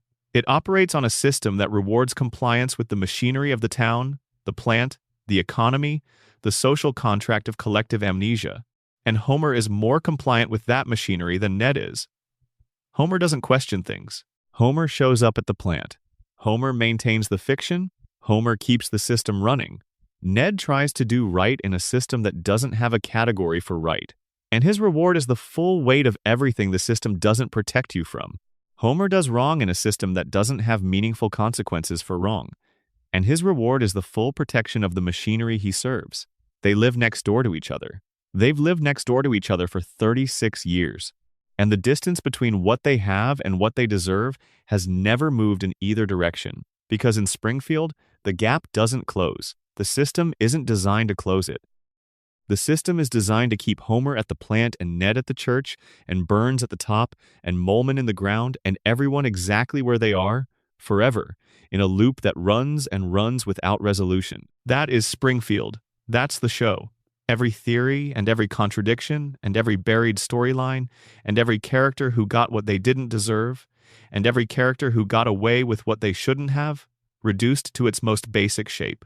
A town where nothing changes, where nobody grows, where time doesn't pass and consequences don't stick, and the same family sits on the same couch in the same house every week, watching the same television, living the same life, trapped in the same loop that started in 1989 and has no visible end. Final section: what it all means. We've spent a long time in Springfield. We've walked the ground near the cooling towers and looked at the three-eyed fish in the river. We've sat with Homer in his hospital bed and tried to work out whether the person in the coma ever really opened his eyes. We've examined a bullet wound and an infant, and the particular problem of evidence that points where convenient. We've watched a man live for over 100 years through the application of controlled radiation, and we've asked what his survival costs the people who share his town. We've watched a brilliant baby wait, in silence, for the right moment that never quite seems to arrive within the show's run. We've traced the wreckage of one woman's decision from a biological weapons lab in 1969 through 3 generations of a family that never quite understood what it was carrying. We've watched a town vote to exile the truth. We've counted predictions and found patterns, and then found the patterns behind the patterns. We've searched for Springfield on a map and found it everywhere and nowhere. We've looked at a floating timeline and realized we were holding it in place ourselves. Every theory in this breakdown is different. Every one of them arrives at its conclusions through different evidence, different logic, different assumptions about what the show is and what it might be saying underneath the jokes. But every theory, without exception, arrives at the same destination. Something is wrong in Springfield. Something fundamental and structural and old. And the show has been showing it to you, quietly and consistently, for 36 years. Not through dramatic reveals, not through exposition, through accumulation, through the patient layering of detail on detail until the picture becomes undeniable to anyone who spends enough time looking at it. Springfield isn't hiding its mysteries. It's showing them to you every single week. It's just that nobody in Springfield can see them, because the town won't let them, and nobody watching at home has quite seen them either, because by the time you notice something strange, you've already normalized it. The yellow skin and the 4 fingers, and the ageless children and the billionaire who won't die, you've accepted all of it, the way you accept the familiar details of any place you've known for a long time. But you don't have to. The theories exist because some people looked at Springfield and refused to accept the surface. They dug, and they connected, and they asked the questions the characters can't ask because the characters are inside the loop and the loop doesn't permit that kind of question. And what they found is a version of Springfield that is stranger and sadder and more beautiful than the one the show presents at face value. A version where Homer's limitations are a scar inflicted by forces he was never given the chance to understand. Where Maggie's silence is the most sophisticated thing anyone in the family has ever done. Where Burns's immortality is the natural conclusion of what happens when a man has enough money and a long enough time to direct it all toward the problem of his own death. Where Marge's patience is the load-bearing wall of a structure that should have collapsed long ago. Where Bart's rebellion is the sane response to a world that has stopped making sense. And where Lisa, 8 years old and brilliant and lonely, keeps raising her hand in a classroom that has stopped calling on her, because she is the only person in Springfield who hasn't quite given up on the possibility that someone might eventually answer. That's The Simpsons. 36 years, nearly 800 episodes, the longest-running animated series, the longest-running sitcom, the longest-running scripted primetime show in the history of American television. The most analyzed, most theorized, most discussed piece of television ever made. And after all the theories and all the evidence and all the time spent trying to understand what it is, the deepest mystery is still the simplest one. Why can't we let them go? Maybe because they're us. Maybe because Homer is some version of our fathers, and Marge is some version of our mothers, and Bart is who we wanted to be when we were 10, and Lisa is who we knew we should have been. Maybe Springfield is where we grew up, no matter where we actually grew up. Maybe Evergreen Terrace is some street we remember without being able to say exactly why it feels familiar. Or maybe it's simpler than that. Maybe we can't let them go, because letting them go means admitting that 36 years have actually passed. That we are different now than we were when we first saw the opening credits play. That the world is different. That the people we watch the show with are different, or changed, or somewhere we can't quite reach anymore. And as long as The Simpsons keeps running, as long as the loop keeps floating, as long as Bart is 10 and Lisa is 8 and Homer is finding his way home from the plant at the end of each episode, we don't have to fully face any of that. We can turn on the television. We can sit down on whatever couch is currently ours. We can go back to Evergreen Terrace and to Springfield, and to the family that never changes, in the town that never ages, in the show that never ends. There's something in that worth holding on to, even now. Especially now. Good night, Springfield. The lights are still on. They always are. End of script. Total approximate word count, 52,000 plus words. Expansion Section A. Additional depth for Sections 1 through 6. Extended Section 1 Addendum. The Golden Age and what made it work. There is a particular quality that the best early Simpsons episodes have that is very difficult to describe and very easy to feel. It has something to do with the density of the jokes, with how many things are happening in any given scene, how many layers a single line can operate on at once.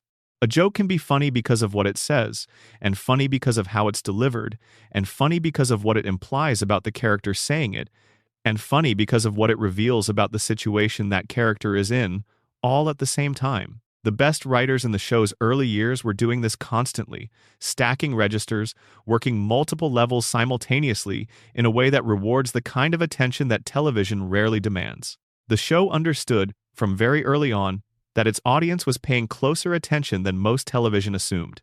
The references could be deeper, the jokes could be more layered, the emotional situations could be more genuinely complex, and people would follow.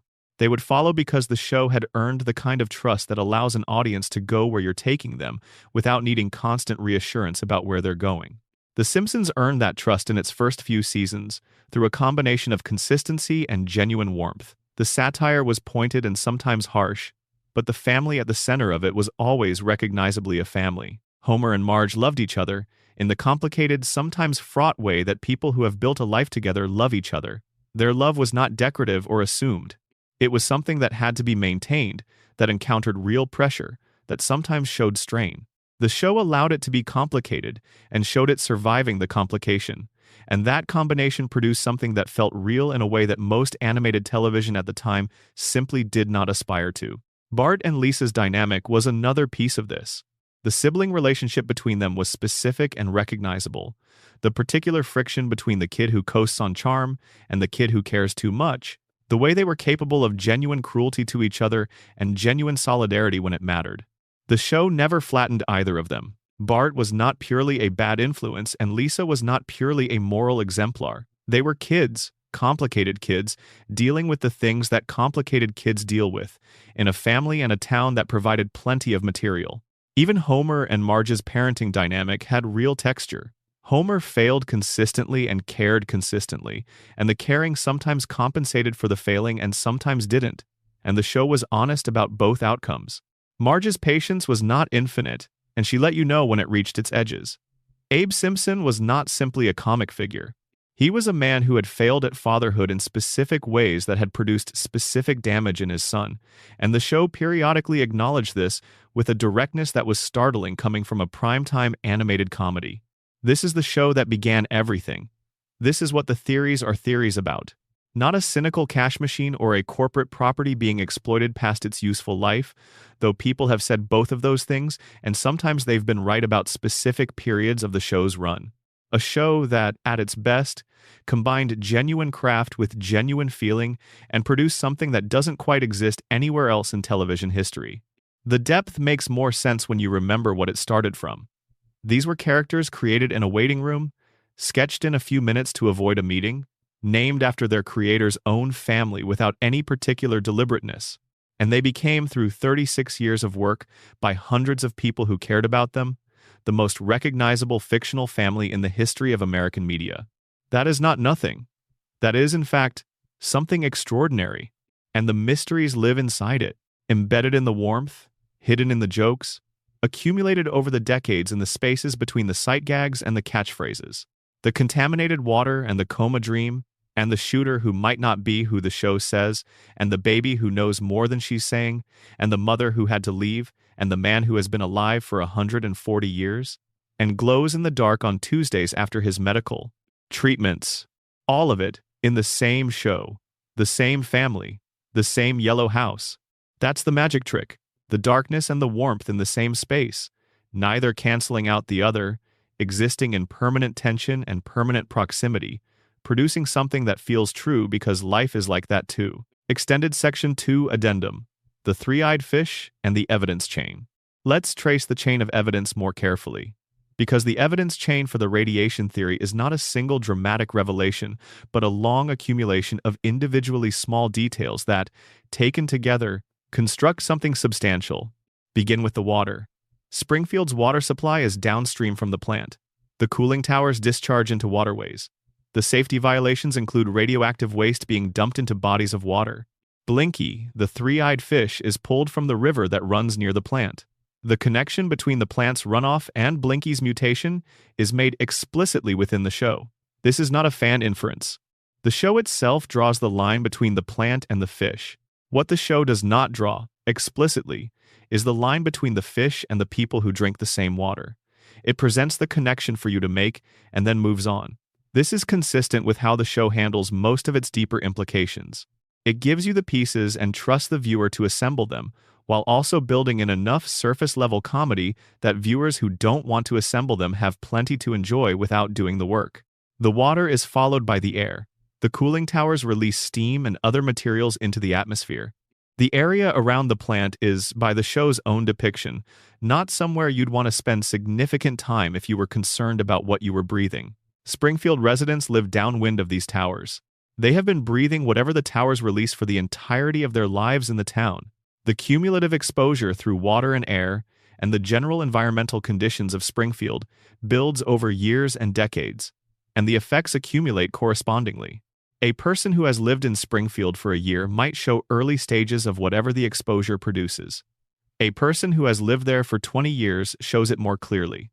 A person like Homer, who has not only lived in Springfield his entire life but has worked inside the plant in direct proximity to an active reactor for 3 decades, shows it most dramatically.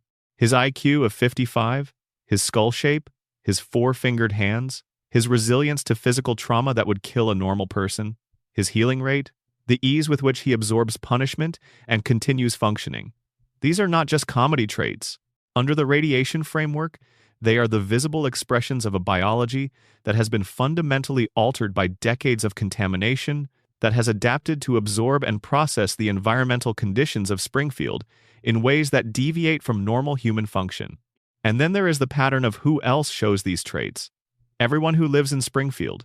The postal workers and the teachers and the bartenders and the police officers and the elementary school students and the retired citizens and the shop owners. Everyone who has been breathing the air and drinking the water. The same 4 fingers. The same protruding eyes. The yellow skin. The characteristics that make Springfield residents visually distinct from every guest character who arrives from outside the contamination zone.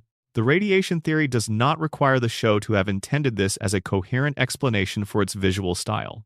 The theory works whether or not the creators meant it. The pattern is there regardless of authorial intention. The visual language of the show produces a consistent distinction between Springfield insiders and Springfield outsiders that maps onto the radiation theory whether or not that mapping was planned. The most elegant piece of evidence is Burns himself, not just as proof that the radiation produces long-term biological effects, but as proof that those effects can be managed by someone with the resources and the knowledge to manage them. Burns has personal physicians. He has a dedicated pharmaceutical operation. He has a century of experience managing his own radiation-induced condition. He knows what the exposure does because it has been doing it to him, and he has been responding to it with everything his fortune can provide. The people of Springfield don't have those resources. They have the exposure without the management. They have the contamination without the treatment protocol that keeps Burns functional. And the results of unmanaged exposure to the same contamination that Burns manages with such precision are visible in every face in Springfield. Burns has built a closed system. The plant produces the contamination. The contamination impairs the population. The impaired population lacks the cognitive resources to challenge the plant. The plant continues to operate. The revenue from the plant funds Burns's survival treatments. Burns's survival treatments allow Burns to continue managing the system.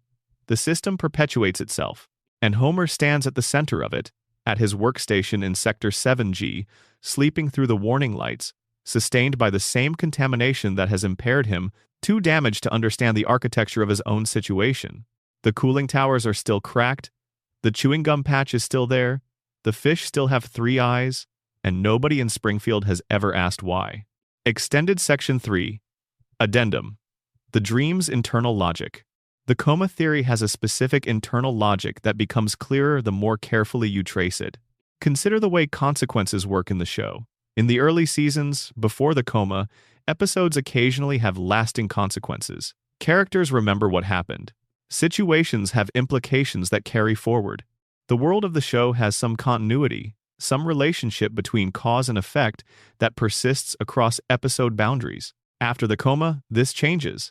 Episodes end and the slate is clean. Catastrophes are forgotten. Physical damage is repaired between scenes. Relationships reset to their baseline. Homer can do something that should permanently alter his situation in life, and by the next episode, his situation has returned to exactly what it was before. This is the famous Simpsons reset button, the thing that frustrates continuity-minded viewers more than any other aspect of the show. But it is also exactly what a dream does. In a dream, you don't carry the permanent consequences of events from one scene to the next. A dream can have you terrified in one moment and comfortable in the next without any transition. A dream can destroy and rebuild without maintaining the wreckage. The reset is not a bug in the show's storytelling. Under the coma theory, it is the most accurate thing about the show's internal reality, because the reality it depicts is a dream reality, and dream realities don't work the way waking realities do. The escalation is also consistent with this. In Homer's early coma dreams, the material is drawn from his actual recent experience. The stories are domestic, recognizable, emotionally grounded, because Homer's brain is working from recent, rich memories. As time passes and the brain deteriorates, as the distance from waking experience grows, the dream has to reach further and fill in more from internal resources. It becomes more creative, more ambitious, more disconnected from the ordinary logic of cause and effect. The increasingly surreal and elaborate plots of the later seasons are not the writers losing their grip on what made the show good. They are the natural progression of a dreaming mind that has been generating content for decades without refreshing its source material. God told Homer his time was coming. 6 months later, Homer's waking time ended, and the dream that began in April 1993 has been running ever since, producing its beautiful and strange and increasingly untethered version of Springfield. While somewhere in a hospital room, a man lies with his eyes closed and his hand open, and his family arranged around him in whatever configuration they've arranged themselves in across all these years. And every time the episode ends and the family is safe and the house is intact and Homer is home, it's the dream doing the only thing it knows how to do, which is keep him there, keep him home, keep the family together, keep the couch occupied and the television on, and the beer cold and the kids exactly where they were the last time he saw them. Homer's coma is not a nightmare. It is a wish. The most specific, most personal, most human wish a person in his situation could wish. To not have lost his family, to still be there, to have the house and the people in it exactly as they were on the last morning he woke up. The dream gives him that. The dream gives him everything he wants. And we've been watching it unfold for 36 years, laughing at the jokes and feeling the emotion and not quite realizing most of the time that what we've been watching is the inside of a dying man's love for the people he can't quite reach. Extended Section 4. Addendum. The contest and the cover-up. The national contest that Fox ran around the Who Shot Mr. Burns mystery deserves more attention than it usually gets in discussions of the episode, because it contains a piece of information that the show's official narrative has never fully addressed. The promotion was built on a specific premise. The answer was knowable from part 1. The clues were in the episode. A careful viewer who paid attention could identify the shooter before the conclusion aired. This was the explicit promise of the promotion. This was why the contest had a prize for the correct answer. You could win the prize because you could determine the answer from the evidence provided. And then the conclusion aired, and essentially nobody had figured it out. This could mean several things. It could mean the promotion overstated how solvable the mystery was. It could mean the red herrings were more effective than intended, drawing attention away from the actual answer so completely that even careful viewers were misdirected. It could mean the clues were present but subtle enough that they failed to function as clues for most viewers. Or it could mean the answer didn't follow from the clues in the way the promotion claimed. The show's creators in the DVD commentary acknowledge that essentially nobody in their sample of contest submissions guessed correctly. They acknowledge that one person posted the right answer online on the night of the original broadcast, using a college account that was later inactive. They tried to find this person. They couldn't. They extended a public invitation for the person to come forward. The person apparently never did. What was this one person seeing that nobody else was? What in part 1 was sufficient to identify Maggie as the shooter? The commentary doesn't dwell on this. The answer remains somewhat opaque. And the extraordinary uniqueness of this person's correct answer, in a contest that received thousands of entries from people who were explicitly trying to solve the mystery, suggests that either the evidence trail was far more obscure than the promotion suggested, or the answer they had was different in some way from the answer the show ultimately gave, or they got it right for reasons that don't connect to the clues as the show constructed them. The alternate ending with Smithers is the piece of this that confirms the malleable quality of the mystery's resolution. A full, complete, fully produced alternate version of the episode's conclusion exists. It was finished. It was shown. And the framing around it, Troy McClure's dismissal of it as requiring the audience to ignore DNA evidence, is itself a direct reference to a real-world case where a jury famously did exactly that. The show baked into its own meta-commentary on the mystery, a reference to the possibility that official verdicts ignore inconvenient evidence. It is not possible to watch that scene now, knowing what you know about the show's engagement with this mystery, and not find it at least slightly pointed. The mystery was reverse-engineered. The writers selected an answer and constructed clues around it. The clues were designed to be consistent with the answer, but the answer was not derived from the clues. This is how most fictional mysteries work, of course. Whodunit narratives are constructed backward, but The Simpsons was promoted as if it were constructed forward, as if careful attention to part 1 would yield the answer. And the evidence suggests that the construction was not quite as forward-facing as advertised, which leaves the question open. Not because the show's official answer is definitively wrong, but because the evidence for that answer is weaker than the promotion promised. And in the space created by that weakness, the competing possibilities live. Homer confessing in season 18 is the piece that won't settle. It sits there in the canon, mentioned once and never followed up, a throwaway that lands strangely in the context of everything else we know. If it's a lie, what does Homer gain from it? If it's the truth, what does it mean about the official verdict? The case isn't cold. It was warm enough to still be generating new evidence 18 seasons after the verdict was delivered. Extended Section 5 Addendum. The Smithers Problem.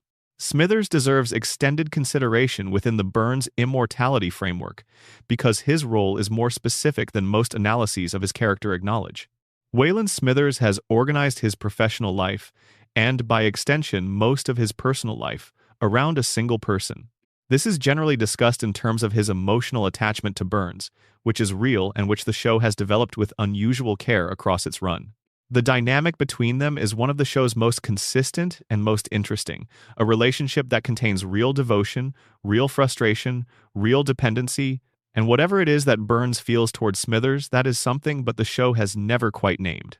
But underneath the emotional dynamic is a logistical one that is more fundamental than it appears. Smithers manages Burns's treatment schedule. He ensures the weekly appointments happen. He monitors Burns's physical condition. He tracks the indicators that tell someone watching closely whether the balance is being maintained or whether something is drifting. He is, in practical terms, the operational manager of Burns's survival protocol.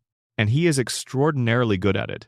Smithers is efficient, detail-oriented, capable of sustained attention to complex and sensitive matters, and constitutionally committed to Burns's well-being at a level that borders on the compulsive, but that also, in the specific context of Burns's medical situation, is exactly what the situation requires. You cannot afford to have someone managing a weekly survival protocol who is casual about it.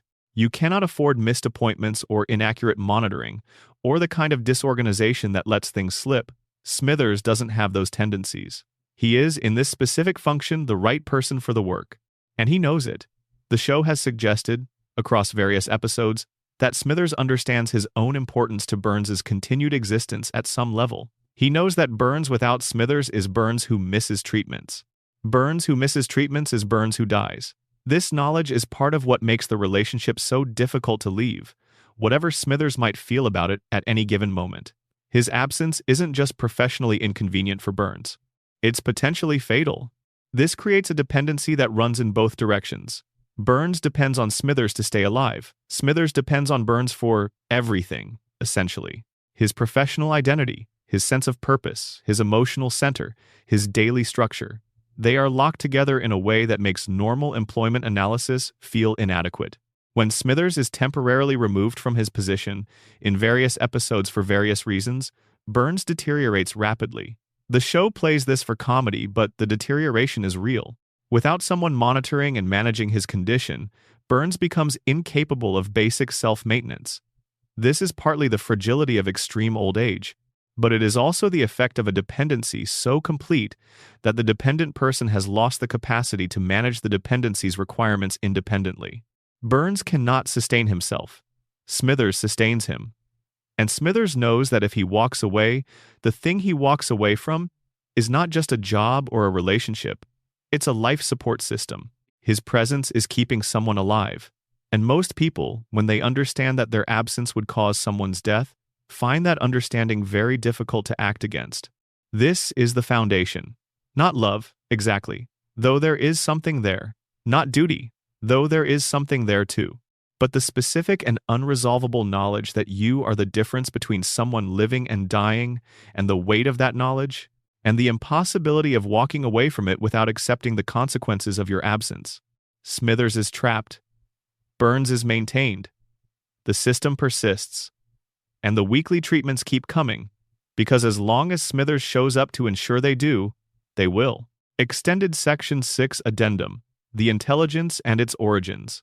Maggie's intelligence raises a question the theory gestures toward but doesn't quite fully explore, which is where it came from. Homer, with the crayon removed, demonstrates intelligence at a level that suggests genuine cognitive capacity, suppressed rather than absent. The show implies that Homer's impairment is an alteration of something that was originally present, not an absence of native capability. Without the crayon and presumably without the cumulative radiation effects, Homer might have had a different relationship with his own mind. Marge is, under the surface of her role in the family, considerably more capable than she usually appears. She manages the household's finances, navigates complex social situations with sophistication, maintains emotional relationships with nuance and care, and has demonstrated in various episodes a level of competence in unfamiliar fields that suggests a general intelligence she rarely gets credit for. Lisa's intelligence is documented and undeniable. She is the show's most explicitly gifted character, acknowledged within the text as having an IQ that places her in rarefied company. Maggie, under the radiation theory, represents the convergence of whatever genetic capacity both parents brought, subjected to the specific kind of amplifying mutation that the contaminated environment occasionally produces. The mutation that diminishes Homer's father might amplify Maggie's intelligence. The same source, working through different biological material at a different developmental stage, producing different results. This is consistent with how actual radiation effects work at the cellular level, where the same exposure can produce very different outcomes depending on the specific genetic context and the timing of the exposure relative to developmental windows. A mutation that impairs one system might enhance another. The body's response to environmental insult is not uniform and not predictable. Maggie received the maximum possible developmental exposure, beginning from the earliest stages of her biology, while Homer received his exposure as an adult whose development was already complete. The difference in timing could plausibly, within the theory's framework, account for the difference in outcome. What Maggie does with that intelligence is the question. And the theory's most unsettling suggestion is that she has been doing things with it for 36 years, quietly, below everyone's radar, in the margins where nobody looks. She saved her family from multiple threats. She organized resistance in a setting where resistance wasn't expected. She assessed situations and made correct decisions. She developed and executed plans that required capabilities no one attributed to her. She did all of this without anyone around her fully recognizing what they were seeing. That is not a series of coincidences. That is a pattern. And patterns, in the Simpsons universe and everywhere else, are evidence of intention. Maggie's silence is not the absence of something. It is the presence of a strategy.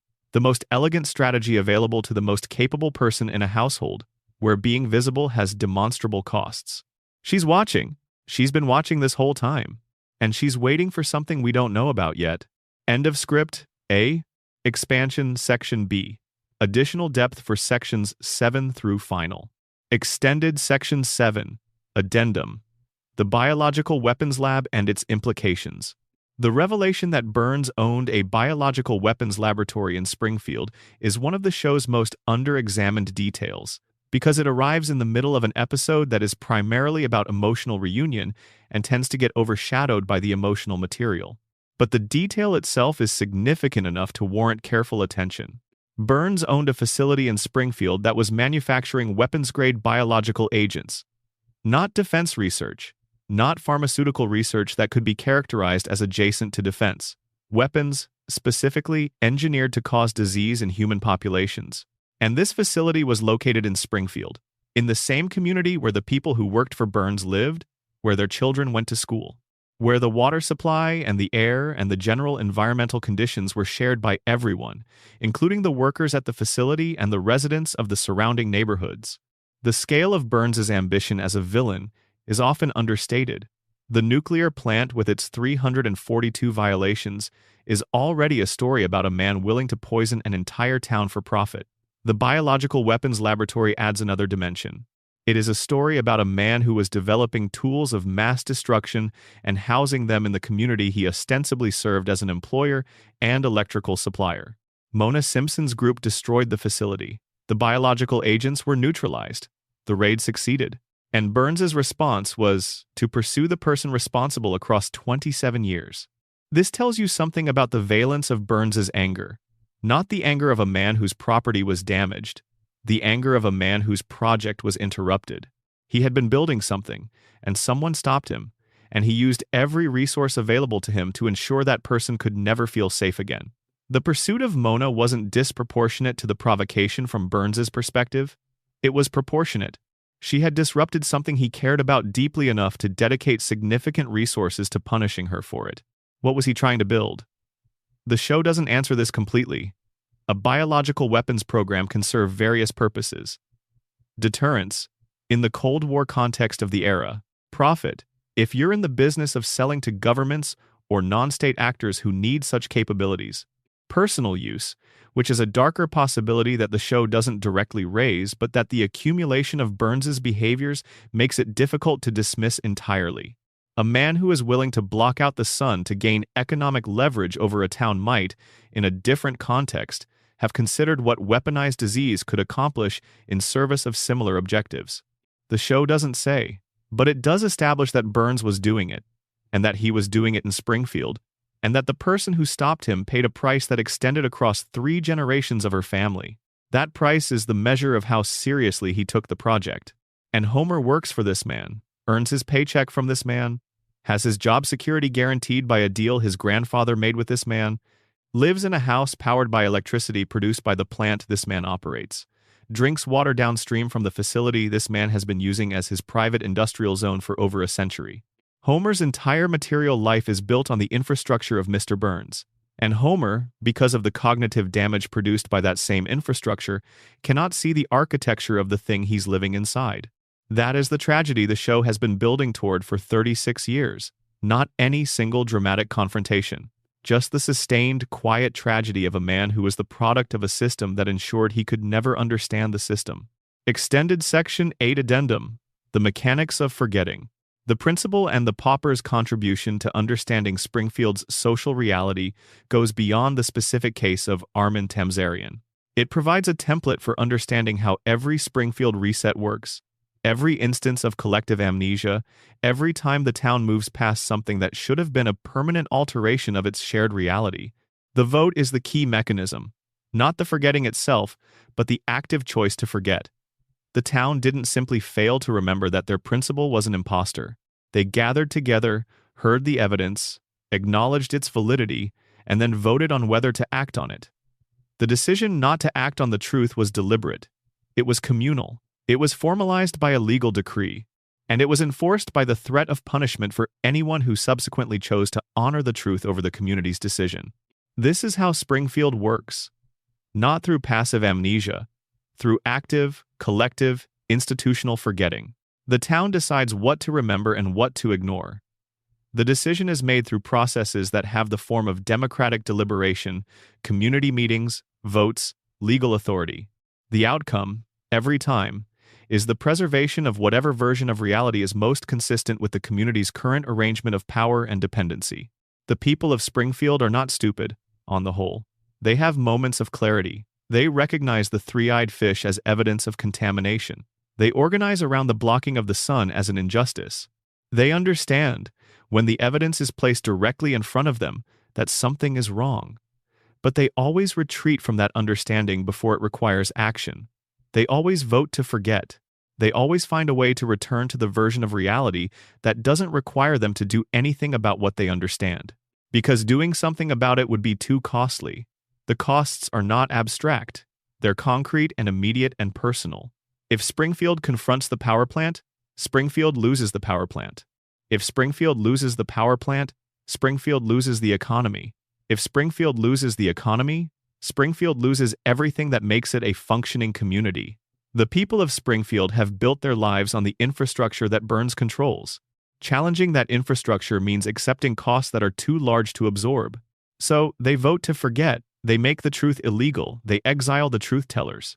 And they return to their houses and their jobs and their version of normal life, carrying the weight of what they know and what they've decided not to know in the same space, the two things existing in careful separation, the knowing and the not knowing, the seeing and the choosing not to see. This is what The Principal and the Pauper shows you. Not a cartoon plot twist about a character's hidden identity, the mechanism of a community's survival. The specific way that a population maintains its stability when the truth of its situation is too destabilizing to accommodate, by voting against it, by making the vote legal, by making the alternative illegal, by exiling anyone who insists on counting the bones. Extended Section 9 Addendum, The Writer's Room and the Prediction Machine. To understand why The Simpsons has produced so many things that subsequently materialized in reality, you need to understand the specific character of the writing rooms that produced the show's best work. The show's early writing staff was unusual in American television by any measure. Multiple writers held graduate degrees from elite institutions. Conan O'Brien, who went on to become one of the most successful late-night hosts of his generation, was part of the writing staff in the show's early seasons. The room included people with backgrounds in mathematics and computer science and political theory, fields that provided analytical tools for understanding the present and projecting its trajectories. These were not writers who relied primarily on gut instinct and personal experience. They were people trained in systematic analysis of complex systems, applied to the task of making comedy about American culture. When they made jokes about where technology was heading, they were making jokes informed by genuine understanding of how technology development works, of the economic and social incentives that drive it, of the specific timelines that make certain developments more or less likely at certain points. When they made jokes about political culture and its trajectories, they were making jokes informed by genuine understanding of the dynamics that produce political outcomes. This gives the predictions a different character than casual coincidence. They're not random guesses that happen to be right. They're the product of careful analysis presented in comedic form, observations about the present that extrapolate its most likely trajectories and present those trajectories in their most absurd but logical conclusions. The Trump prediction is the clearest example. Trump had been making noises about running for president since the late 1980s. The writers of the Bart to the Future episode weren't making a random speculation about which celebrity might someday end up in the White House.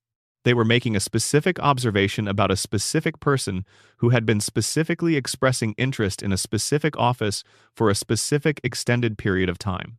They were right not because they had access to information about the future, but because they were paying close attention to the present. Trump told them for years that this was a possibility he was interested in. They listened.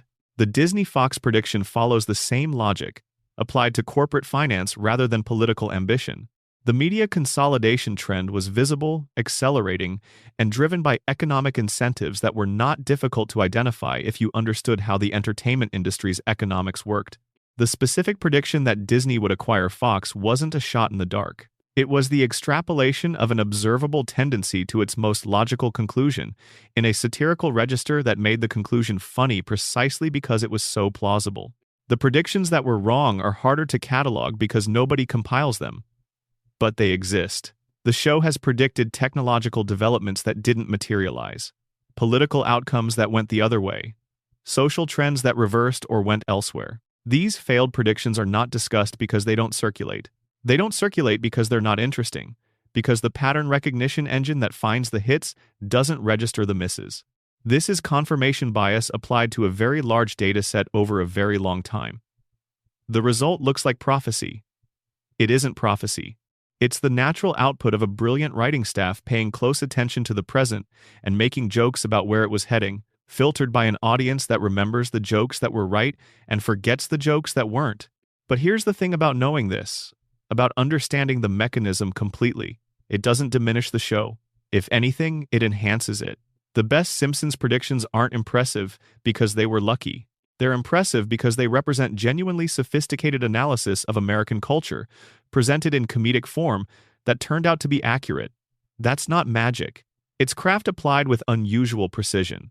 And the show's predictions about its own universe are often the most interesting ones.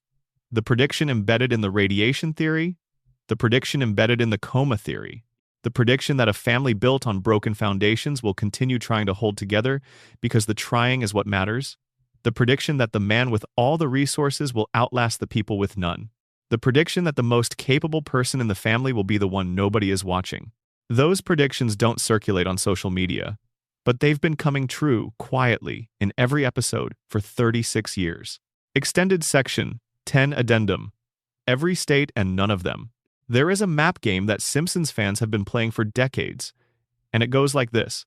Take every geographic detail the show has provided about Springfield's location, plot them against the actual geography of the United States, and see if anything remains consistent across enough episodes to constitute a viable candidate for Springfield's actual state.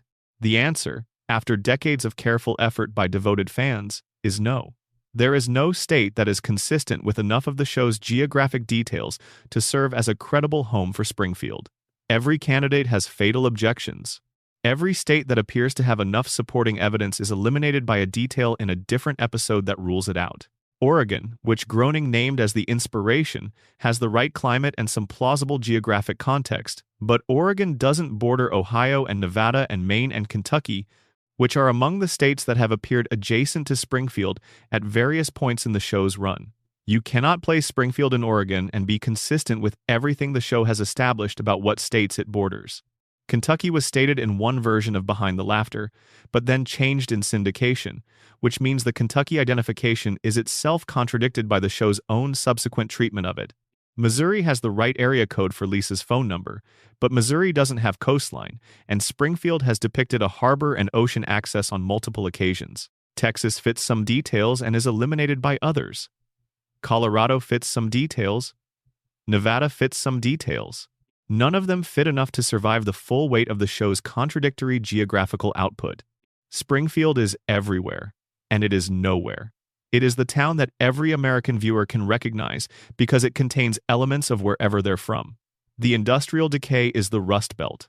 The suburban sprawl is the Sun Belt. The small-town insularity is New England. The cultural blankness is the Midwest. The sunny dysfunction is California or Florida, depending on which episode. Springfield assembles fragments of every American regional identity and presents them in a single impossible space. This is what makes the location question both unanswerable and, in its own way, perfectly answered. The question is unanswerable in the specific sense, in the sense of a GPS coordinate or a state name, but it is perfectly answered in the general sense. Springfield is everywhere. Springfield is America. Springfield is the American town as an idea, assembled from all its actual variants into a single representative composite that belongs to everyone and therefore to no one in particular. And within the theories, this universality takes on additional meaning. If Burns's contamination has warped the space around Springfield, the geographic impossibility is a physical expression of that warping. If Homer is dreaming, the geography is assembled from fragments of his imprecise emotional memory. If Springfield is maintaining its location ambiguity as a legal shield, the impossibility is a feature of its self-protection. All of these readings are consistent with the fact on the ground, which is that Springfield cannot be located. The answers are multiple, and they're all simultaneously available. The town is where the theory needs it to be, and it is also everywhere else, and it is also nowhere at all. Extended section 11 Addendum. The timeline's emotional logic. The floating timeline is not just a technical problem about continuity and backstory. It is the show's deepest metaphor, the one that underlies everything else, the one that connects the radiation theory and the coma theory and the social contract theory and the Burns immortality theory into a single coherent emotional statement about what the show is and what it means. The Simpsons are frozen in time. This is true on the surface as a production fact about an animated show, but it is also true in a deeper sense that has nothing to do with animation. The Simpsons are frozen because the people watching them need them to be frozen. The family serves a specific and irreplaceable function in the cultural imagination. They represent something that cannot be allowed to grow and change and eventually end. What they represent is the idea of a family that survives everything, that absorbs every catastrophe and returns to its baseline, that resets after every disaster, that is still there, in the same house, in the same arrangement, every time you come back to them.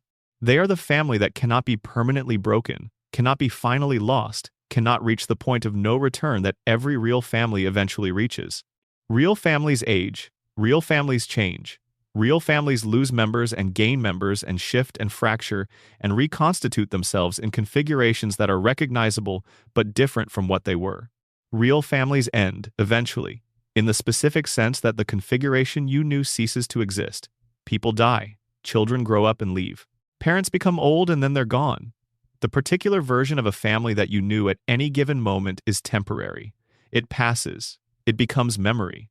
The Simpsons are protected from this. They are locked in the configuration they occupied at the show's beginning, and they will remain in that configuration indefinitely, and every time you turn on the television, they will be there, exactly as you remember them, exactly as they were the last time you watched and the time before that. This is what the audience has needed from them for 36 years. Not comedy, though the comedy is real and good. Not satire, though the satire has always been pointed. The constancy, the dependable presence. The assurance that something in the world is exactly as it was, exactly as you remember it, not changed by time and not subject to loss. And this need is not trivial. It is one of the deep human needs that art addresses, the need to hold on to something, the need for a version of experience that doesn't decay, the need for the house to still be there when you come back to it. The Simpsons provide this. They have been providing it for 36 years. And the floating timeline is the mechanism by which they provide it, the technical solution to the problem of making a family permanent, of keeping them at their ages and in their house and in their arrangement on the couch, forever. What the timeline costs is equally real. It costs the show the ability to tell certain kinds of stories. It costs the characters the ability to grow in ways that development requires time to accomplish. It costs the audience the experience of watching people they care about become who they were always going to become. All of this is real and significant. But the exchange has been worth it for the people who have kept watching, because what they receive in return is the one thing nothing else in their lives quite manages to provide. A family that doesn't age, a house that doesn't change, a street they can always go back to, a version of home that is permanent. The loop is a prison.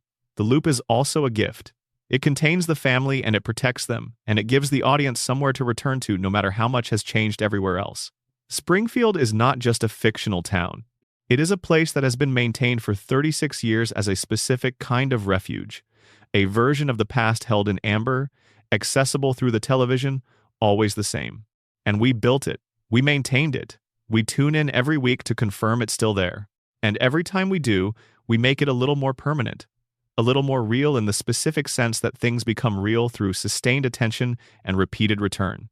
Springfield is real because we've been going back to it for 36 years. Because we know it. Because it knows us. Because the house on Evergreen Terrace is, in the only sense that matters, home. Extended section, 12 addendum. Ned, Homer, and the space between them. The relationship between Ned Flanders and Homer Simpson is one of the show's most sustained and most revealing dynamics, and it has layers that 36 years of casual viewing doesn't necessarily surface. On the surface, they are foils. Homer is everything Ned is not in terms of virtues, and Ned is everything Homer is not in the same terms. The show uses this opposition constantly for comedy, playing Homer's failures against Ned's successes, Homer's indulgences against Ned's discipline, Homer's shamelessness against Ned's earnestness. The gap between them is productive in comedic terms because it generates a steady stream of contrast and friction that the show can mine for jokes without exhausting. But the gap is also, underneath the comedy, a statement. Not just about these two characters, about the system they inhabit. Ned tries. By the standards the culture generally applies to these things, Ned tries harder than Homer in almost every dimension. He is a better parent, by most conventional measures, a better neighbor, a better citizen, a better practitioner of whatever faith he claims. He is, by the show's own depiction, a genuinely good person who puts real effort into being a genuinely good person. And the universe of The Simpsons does not reward this. Maude died. The house collapsed. The therapy-produced niceness turns out to be a cage rather than a character. God talks to Homer and ignores Ned.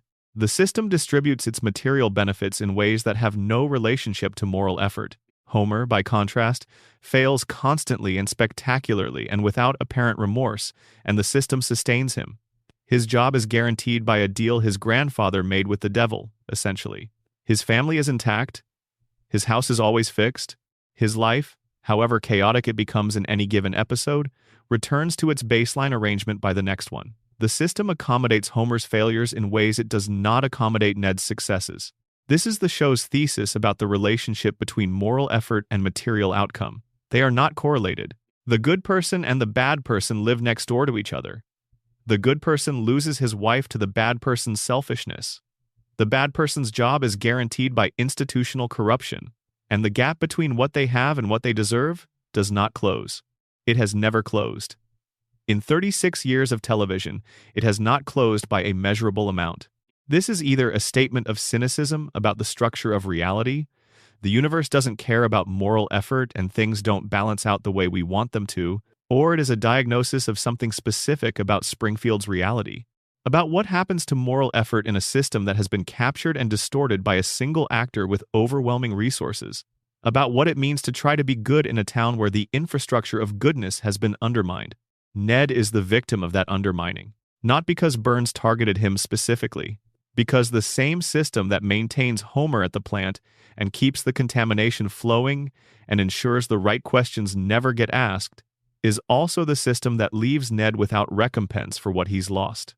The system doesn't care about Ned's goodness because the system isn't organized around goodness as a value.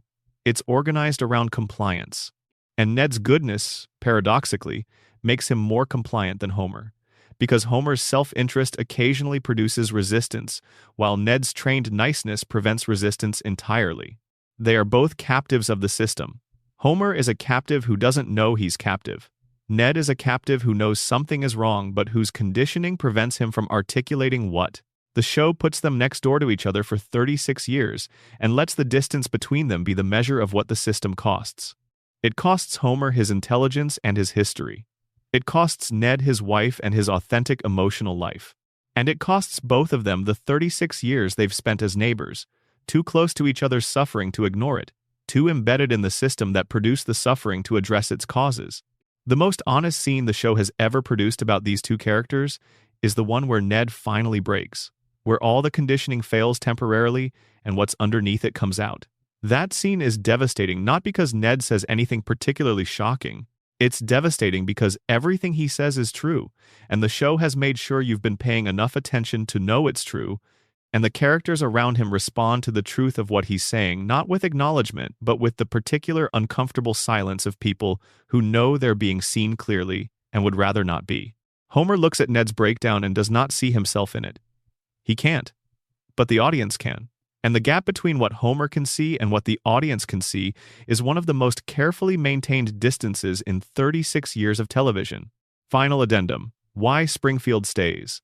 There is a quality to long-term Simpsons viewing that is different from the quality of long-term viewing of almost any other show, and it has to do with the specific relationship between the show's permanence and the viewer's change. You watch The Simpsons at 10 years old and it's a certain show. You watch it at 20 and it's a different show. Not because the show changed, but because you did. Because the experiences and the losses and the accumulations and the changes that happened between 10 and 20 gave you access to parts of the show that weren't available to you at 10. The jokes that are funny because you understand what they're actually about now. The emotional situations that land differently because you've been in adjacent ones. The character dynamics that make sense in new ways because you've lived with people long enough to understand the dynamics. This is true of most great art. It rewards return. It reveals new things as you bring new things to it. But The Simpsons has a specific quality that most art doesn't have, which is that it's been running for your entire life, or close enough to it that the difference is negligible. It has been producing new versions of itself, continuously, across the entire span of your conscious relationship with media. There was always new Simpsons. There was always another episode. The show's presence in your life has been continuous in a way that most relationships with any piece of media aren't.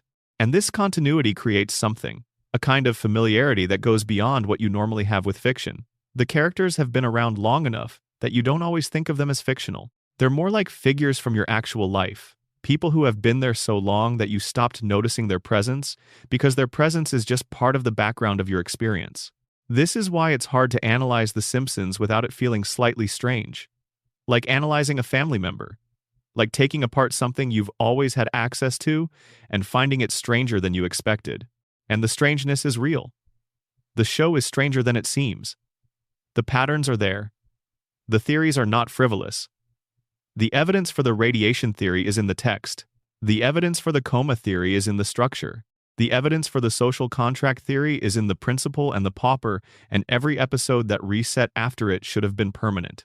The evidence for Burns's managed immortality is in the Springfield files, and the disease scene, and the weekly treatment schedule. The evidence for Maggie's silent genius is in every scene where she demonstrated capabilities nobody attributed to her. The evidence has always been there. It just required the right kind of attention to see it.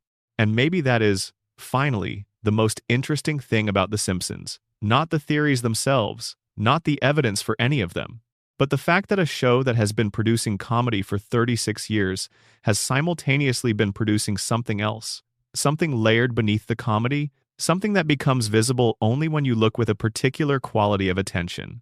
The show trusted you to see it. It put it there and trusted that someone would look. And if you're here, at this hour, with Springfield settling around you in the dark, then you're the one who looked. Sleep well. The house is still there when you wake up. Evergreen Terrace. The yellow house. The family that doesn't change. Always there. Always exactly as you left it. Good night. End of script. B. Expansion Section C. The Missing Depth. The Other Simpsons.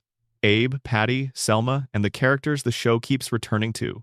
There is a tendency when discussing The Simpsons' deeper mysteries to stay close to the 5 members of the immediate family and Burns, and Smithers, and the handful of characters whose storylines connect most directly to the central theories. But the show's supporting cast has accumulated its own weight of unresolved strangeness, and some of the most revealing material in the entire run is buried in characters who appear often enough to be familiar, but rarely enough that their consistent oddities go unremarked. Abraham Simpson is the most obvious place to start, because Abe exists at the intersection of almost every major theory in the show, and his function in the narrative is considerably more complex than the comedy of his forgetfulness and his tendency to wander off in the middle of sentences suggests. Abe is, first of all, the person who lied to Homer about his mother's death. This fact tends to get underweighted in discussions of Mona Simpson's disappearance, because the emotional focus of those discussions is usually on Mona and Burns. But Abe's decision to tell Homer his mother was dead, to show him a headstone that belonged to someone else, to maintain that lie for the entirety of Homer's childhood and adolescence and early adulthood, is the act that shaped Homer's fundamental emotional architecture. The belief that he was a boy whose mother died is what produced the specific emotional profile that made Homer into the person Burns needed him to be. A man desperate for belonging, a man terrified of abandonment, a man who would tolerate anything from an employer because the alternative felt like the original loss all over again. Abe did this, deliberately. And then he struck a deal with Burns. He discovered something Burns had done, something sufficiently compromising that it gave Abe real leverage, and he traded that leverage not for justice or exposure or any action that might have addressed the underlying problem. He traded it for job security, for Homer's guaranteed employment at the plant that was slowly poisoning the town. The deal protected Homer's paycheck while ensuring Homer would spend his adult life working for the man who had destroyed his family. Abe's motives for making this deal are never fully explored. The show presents it as a practical decision, a father using what leverage he had to protect his son's economic situation, and there is probably truth in that reading. Abe was not a man with many resources. Leverage over Burns was not something that came along often, and when it did, trading it for something concrete and durable made a certain practical sense. But the deal also had the convenient effect of ending Abe's problem. He had a secret. The deal made the secret safe. Burns's silence was purchased alongside Homer's job. And the secret the deal was designed to protect was, at least in part, the secret of what Abe had done. The lie about Mona, the fake headstone, the 27 years of absence that Homer had been told was death. If Burns were ever to fall, if the deal were to collapse, if the arrangement were ever exposed, the exposure would include everything. Burns's crime, whatever it was, the deal, and everything Abe had done that the deal was protecting. Abe built a cage for himself and for Homer and called it provision. The cage kept them fed, and it kept them captive, and it kept the truth underground for the entire span of Homer's adult life. And Abe has been living with that for all these years, growing older and more confused and more given to wandering off mid-sentence in nursing homes where people don't pay close attention to the things the elderly say, and he has never once, in the show's run, had a genuine reckoning with what he did. The show allows him his comedy, his stories that go nowhere, his sudden departures from conversational coherence, his lapses and his repetitions, and his profound disconnection from the timeline of events. Some of this is the comedy of old age, but some of it, under the radiation framework, is the same cognitive erosion that afflicts everyone in Springfield, arriving in Abe at an advanced stage after a lifetime of exposure. And some of it, under a darker reading, might be the mercy of genuine forgetting. A man who can't quite remember the shape of what he's done is a man who doesn't have to live in full clarity with it every day. Abe forgot Homer's mother was alive. That's what Homer found when he went to the Hall of Records. That's what the records said. The official Springfield story had her dead, and even the man who knew the truth had surrounded himself with so many layers of accumulated time and narrative that the truth and the fiction had started to blur at the edges. Or he remembered exactly what he'd done and spent 40 years finding ways not to think about it. The show doesn't say. But both readings are there. Patty and Selma Bouvier are another case worth spending time with, because the show has used them for decades as comedy vehicles, and they contain, underneath the comedy, a fairly bleak diagnosis of what a particular kind of life produces in the people who live it. Patty and Selma are Marge's sisters. They are, by the show's own characterization, deeply unhappy people. Their unhappiness is presented as partly temperamental, as though they arrived in the world with a factory setting of dissatisfaction that no subsequent experience has been able to update. But the show has also, across various episodes, given them real context for their dissatisfaction. Failed relationships, failed marriages, jobs they don't particularly want, a relationship with their brother-in-law that has calcified into sustained and mutual contempt. A sense that whatever the lives they expected to have might have looked like, these are not those lives. Selma's desire to be a mother is one of the show's more consistently returned to emotional threads. She has tried repeatedly and in various ways to have or acquire a child. She has been married multiple times, generally to inappropriate people she knew were inappropriate and married anyway, because the alternative was continuing to be unmarried in circumstances that made her existing unhappiness more visible to herself. She briefly adopted a daughter from China. She has pursued this particular version of a future with a consistency and a seriousness that is at odds with her general comedic presentation.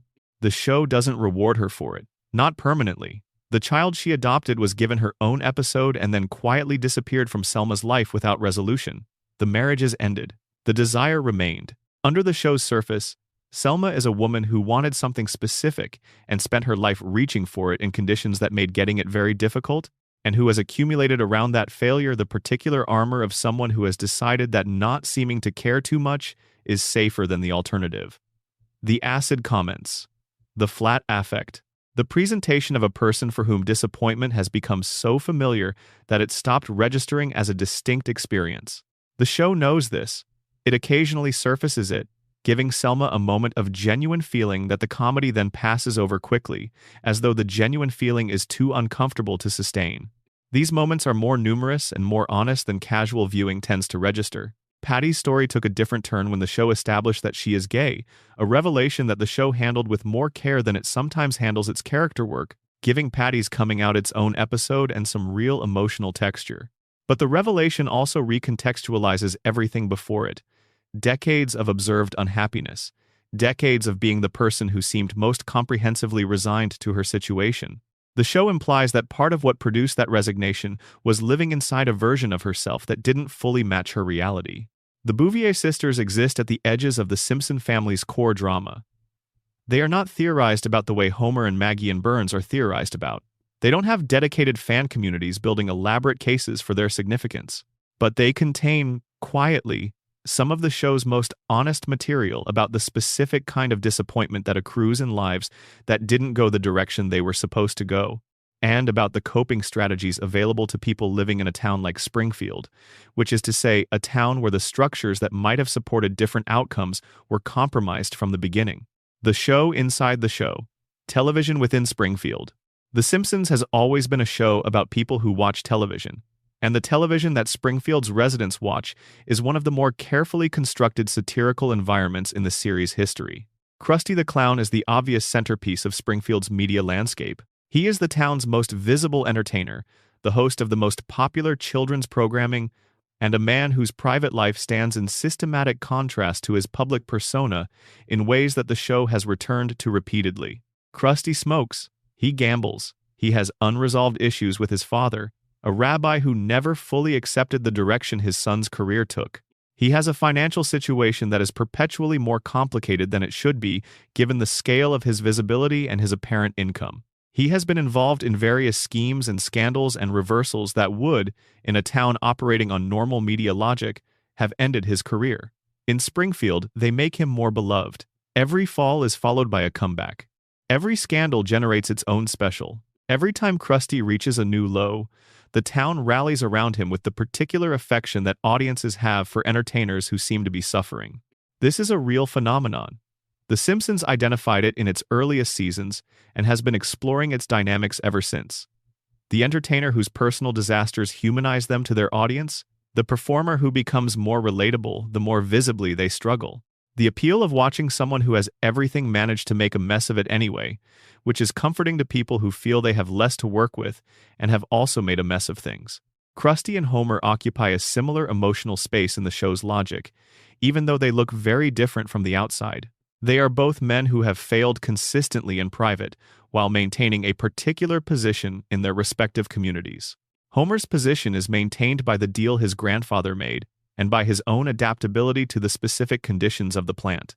Krusty's is maintained by the audience's investment in his persona, and by the way, Springfield's media ecosystem rewards persistence over quality. The Itchy and Scratchy Show, the violent cartoon, within the cartoon that Bart and Lisa watch with enthusiasm on the Krusty program, is its own piece of the show's satire about what children's entertainment actually contains when you look at it directly. The violence in Itchy and Scratchy is purely gratuitous and relentlessly inventive and completely unpunished. Itchy kills Scratchy in every conceivable way. Scratchy suffers everything. The audience of children watching finds this hilarious. The show's point about Itchy and Scratchy is not subtle. Children's entertainment has always contained elements that would be disturbing if examined without the framing that makes them acceptable as entertainment. The Simpsons removes the framing and shows you the content directly, and the content is appalling, and the children love it, and the adults don't particularly notice because they're used to it.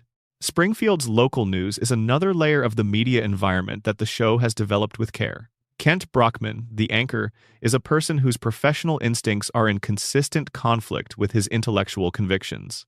He will say almost anything the story requires him to say, including announcing on live television that the ant overlords have arrived and should be welcomed as rulers, and then correcting that statement without apparent embarrassment when the facts became clearer. His relationship with the truth is instrumental rather than principled. The truth is useful when it serves the story and a problem when it complicates it. This is a recognizable portrait. It is a portrait that was recognizable in the show's early years and has become more recognizable rather than less over the subsequent decades. Springfield's media ecosystem, taken as a whole, is a closed loop. Krusty produces content that reinforces the town's existing emotional patterns. Kent covers the town's events in ways that reinforce its existing political and social arrangements. The local radio stations and the local newspaper and the local programming serve the town's collective need for information that doesn't disturb the consensus too severely. The media of Springfield reflects Springfield back at Springfield, in a slightly softened version that maintains the comfort required for the social contract to continue functioning. This is, again, a real phenomenon. The show understood it and built it into the town's structure from the beginning. The children of Springfield. Bart, Lisa, and what comes next. The Simpsons has always been most honest about its own limits when it deals with the futures that its central characters are not permitted to have. Lisa's wedding, the season 6 flash forward, is the most detailed and most emotionally resonant of the show's speculations about what comes after the permanent present. In it, Lisa is 23, engaged to an Englishman named Hugh, and is still, recognizably, Lisa. Intelligent and slightly isolated and striving in ways that have never quite found the right object. The episode gives her a plausible future that is full of specific and well-observed detail, the kind of detail that comes from the writers genuinely thinking about who this person might become. And then it ends. Lisa goes back to being 8. The future closes. The flash forward is filed away as a special episode, a what if, a glimpse through a window that the show immediately shutters. The closing of that window is the show being honest about its own constraints. It can imagine Lisa at 23. It can do it well. It refuses to allow it to become real because allowing it would mean beginning the countdown to the end, and the end is the one thing the show cannot afford. Bart's futures, when the show imagines them, tend toward the darker. Various flash-forward episodes have shown Bart in middle age as someone who has not found his direction, who coasts on charm in conditions that no longer favor charm, who has the particular quality of a person who peaked young and has been living in the wake of that peak ever since. These futures are drawn with real sympathy rather than contempt. The show understands what produces the kind of adult Bart becomes in these projections. It has been showing you the conditions for 36 years. The interesting question about both of these futures is what they tell us about how the show understands its own characters versus how it presents them in the permanent present. In the permanent present, Bart is 10. He is rebellious and clever and capable of genuine feeling that he mostly keeps hidden under the performance of not caring about anything. He is, within the logic of the show's ongoing present, full of potential. He is young enough that the direction of his future is still genuinely open. In the flash forwards, that potential has curdled in one direction or another, not always, but often enough that the pattern is there. The futures the show imagines for Bart tend to be sadder than the permanent present suggests they need to be, as though the writers, when freed from the constraint of the ongoing show, are honest about what they think happens to a 10-year-old boy, who is this person in this family in this town. And what they think happens is not exactly bad, but it is not what anyone would wish. It is the particular outcome of a specific kind of childhood, with specific kinds of pressures and specific kinds of absences, and a specific town that doesn't provide what certain kinds of potential require. Lisa's futures tend to be more hopeful, because Lisa has always been the character the show most obviously roots for. But even Lisa's most positive future versions carry something, a note of continued effort without complete arrival, of intelligence that is still searching for the right context, of a person who has found meaningful things but has not quite found the thing she was looking for. The children of Springfield are trapped in amber. They are preserved at ages when futures feel infinite and choices feel reversible, and the weight of what the town is doing to them hasn't quite landed yet. The flash forwards are the show allowing itself, briefly, to show what the amber contains, what the preservation is protecting from view. The futures aren't shown often, and they're not shown for long. Because showing them too much would make it too obvious that the preservation is a loss as much as it is a gift, that keeping Bart at 10 and Lisa at 8 forever isn't just maintaining something good but preventing something else, some other version of these people that the constraints of the format don't allow. The weight of comedy. What the show carries without telling you. There is a thing that happens, sometimes, in comedy that is operating at a high level, where the joke and the truth it contains are so close together that the distance between them collapses. The joke is funny because it's true, but it's true in a way that the laughter partly obscures, and when the laughter fades, the truth is still there. Not softened by the comedy, just temporarily covered by it. The Simpsons does this constantly. It has been doing it for 36 years. The jokes about the nuclear plant's safety record, the jokes about Homer's cognitive limitations, the jokes about Burns's age and his medical situation and his relationship to the town's population, the jokes about the town's collective amnesia after disasters, the jokes about Ned's conditioning and the violence it covers. All of it is genuinely funny, in the specific ways that the show is genuinely funny, and all of it contains something underneath the funny that the laughter doesn't resolve. This is different from dark comedy in the sense that the phrase usually gets used.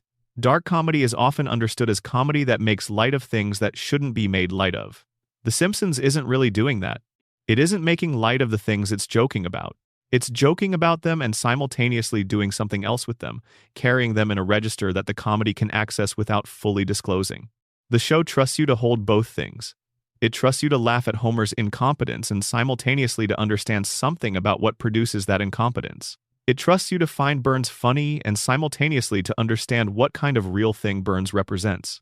It trusts you to enjoy the joke about the three-eyed fish and simultaneously to follow the implication of the three-eyed fish to wherever it goes. This trust is part of what made the show extraordinary in its early years and what makes it still worth examining in its later years. It has always assumed an audience capable of doing both things at once. An audience that can laugh and feel and think in the same moment, that doesn't need the comedy and the seriousness to be cleanly separated. And the theories are, in one reading, just the seriousness surfacing. Just the part of what the show has always been doing that the comedy usually keeps slightly submerged, brought up to where you can see it clearly. The radiation theory isn't something imposed on the show from outside. It's the implication of what the show put there, followed to its conclusion. The coma theory isn't a flight of fan imagination disconnected from the text.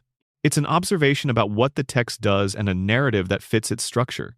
The show earned these theories by putting the material there in the first place, by caring enough about what it was doing that the doing left traces, by building Springfield with enough consistency and enough depth that consistent and deep attention to it produces findings. That's rare. That's genuinely rare. Most television, even very good television, doesn't produce this kind of return on this kind of attention. The Simpsons has, across its run, produced enough to keep serious examination occupied for as long as people are willing to examine it. And the examining keeps going, because the show keeps going, because Springfield is still there every week, with the same family and the same house and the same cooling towers on the horizon, still showing you the same things, still trusting you to look. The Night Shift. Springfield After Dark. There is a Springfield that the show rarely visits directly, but that exists in the negative space around the Springfield it does visit. The town after everyone has gone home. The gaps between episodes. The quiet. Springfield at night is a different town than Springfield during the day, if you think about it in those terms. The plant keeps running. It doesn't stop for darkness. The reactors require continuous management regardless of what the staff is doing, and the staff is Homer, and Homer is often asleep, and the plant keeps running anyway with whatever oversight it has or doesn't have at 2 in the morning on a Tuesday. The contamination doesn't stop. The waterways continue receiving whatever they've been receiving. The cooling towers continue releasing whatever they've been releasing. The accumulation of exposure that the town's population carries continues accumulating in the dark, in the quiet, in the hours between the jokes. Ned Flanders presumably prays in the dark. He seems like the kind of person who would, and the God who doesn't answer his prayers in the daylight doesn't answer them in the dark either, and Ned kneels there with his considerable faith and his considerable unanswered grief and continues. Homer is presumably asleep by 9 or 10, with the effortless unconsciousness of someone who has never had much difficulty separating daytime from night. Or he's in the coma dream, generating the next episode from whatever ambient material is available, running the simulation through the night while his body lies in a hospital bed that the show never shows us. Burns during the night hours is interesting to think about. His treatments keep him alive for exactly 7 more days after each administration. The clock is running.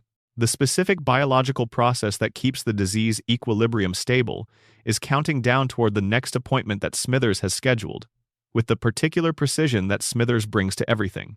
Burns knows this, has known it for however many decades the weekly appointment has been his life's organizing principle.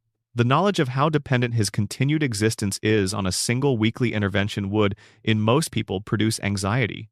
In Burns, it seems to have produced something more like discipline.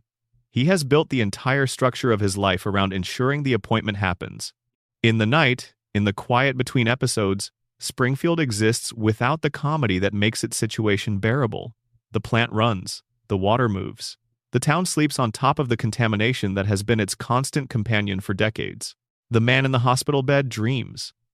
The baby in the crib considers things in silence that no one would attribute to a baby. The woman with the blue hair lies in the dark beside her husband and feels whatever she feels about the life she's built in this particular town with this particular person. The comedy is not available between episodes. The warmth is still there, because the warmth is not produced by the comedy. The warmth is in the structure of the thing, in the fact that the family is together and the house is standing and the street is quiet, in the fact that whatever else Springfield is and whatever else the theories reveal about it, it is also genuinely a place where a family is genuinely trying to be a family, where the trying, however inadequate it sometimes looks, is real. That's the thing the theories can't quite reach. The warmth at the center of the show. The genuine affection that the show has for these people. Burns can be a monster, and Homer can be a disaster, and Springfield can be a contamination zone, and the coma can be real, and the bullets can point in multiple directions, and the clocks can be frozen. And still, at the center of it, a family sits together in a yellow house and tries. The trying is real. The show has always insisted on it being real. Even when everything around it is dark or damaged or broken or deliberately misremembered. The trying is what makes Springfield worth coming back to. Not the theories, though the theories are fascinating. Not the mysteries, though the mysteries are real. The trying. Homer trying to be a father, imperfectly, incompetently, with all the cognitive and emotional limitations the town has burdened him with. Marge trying to hold the structure together, which she does, with a consistency and a grace that the show sometimes takes for granted, and sometimes, in its best moments, fully acknowledges.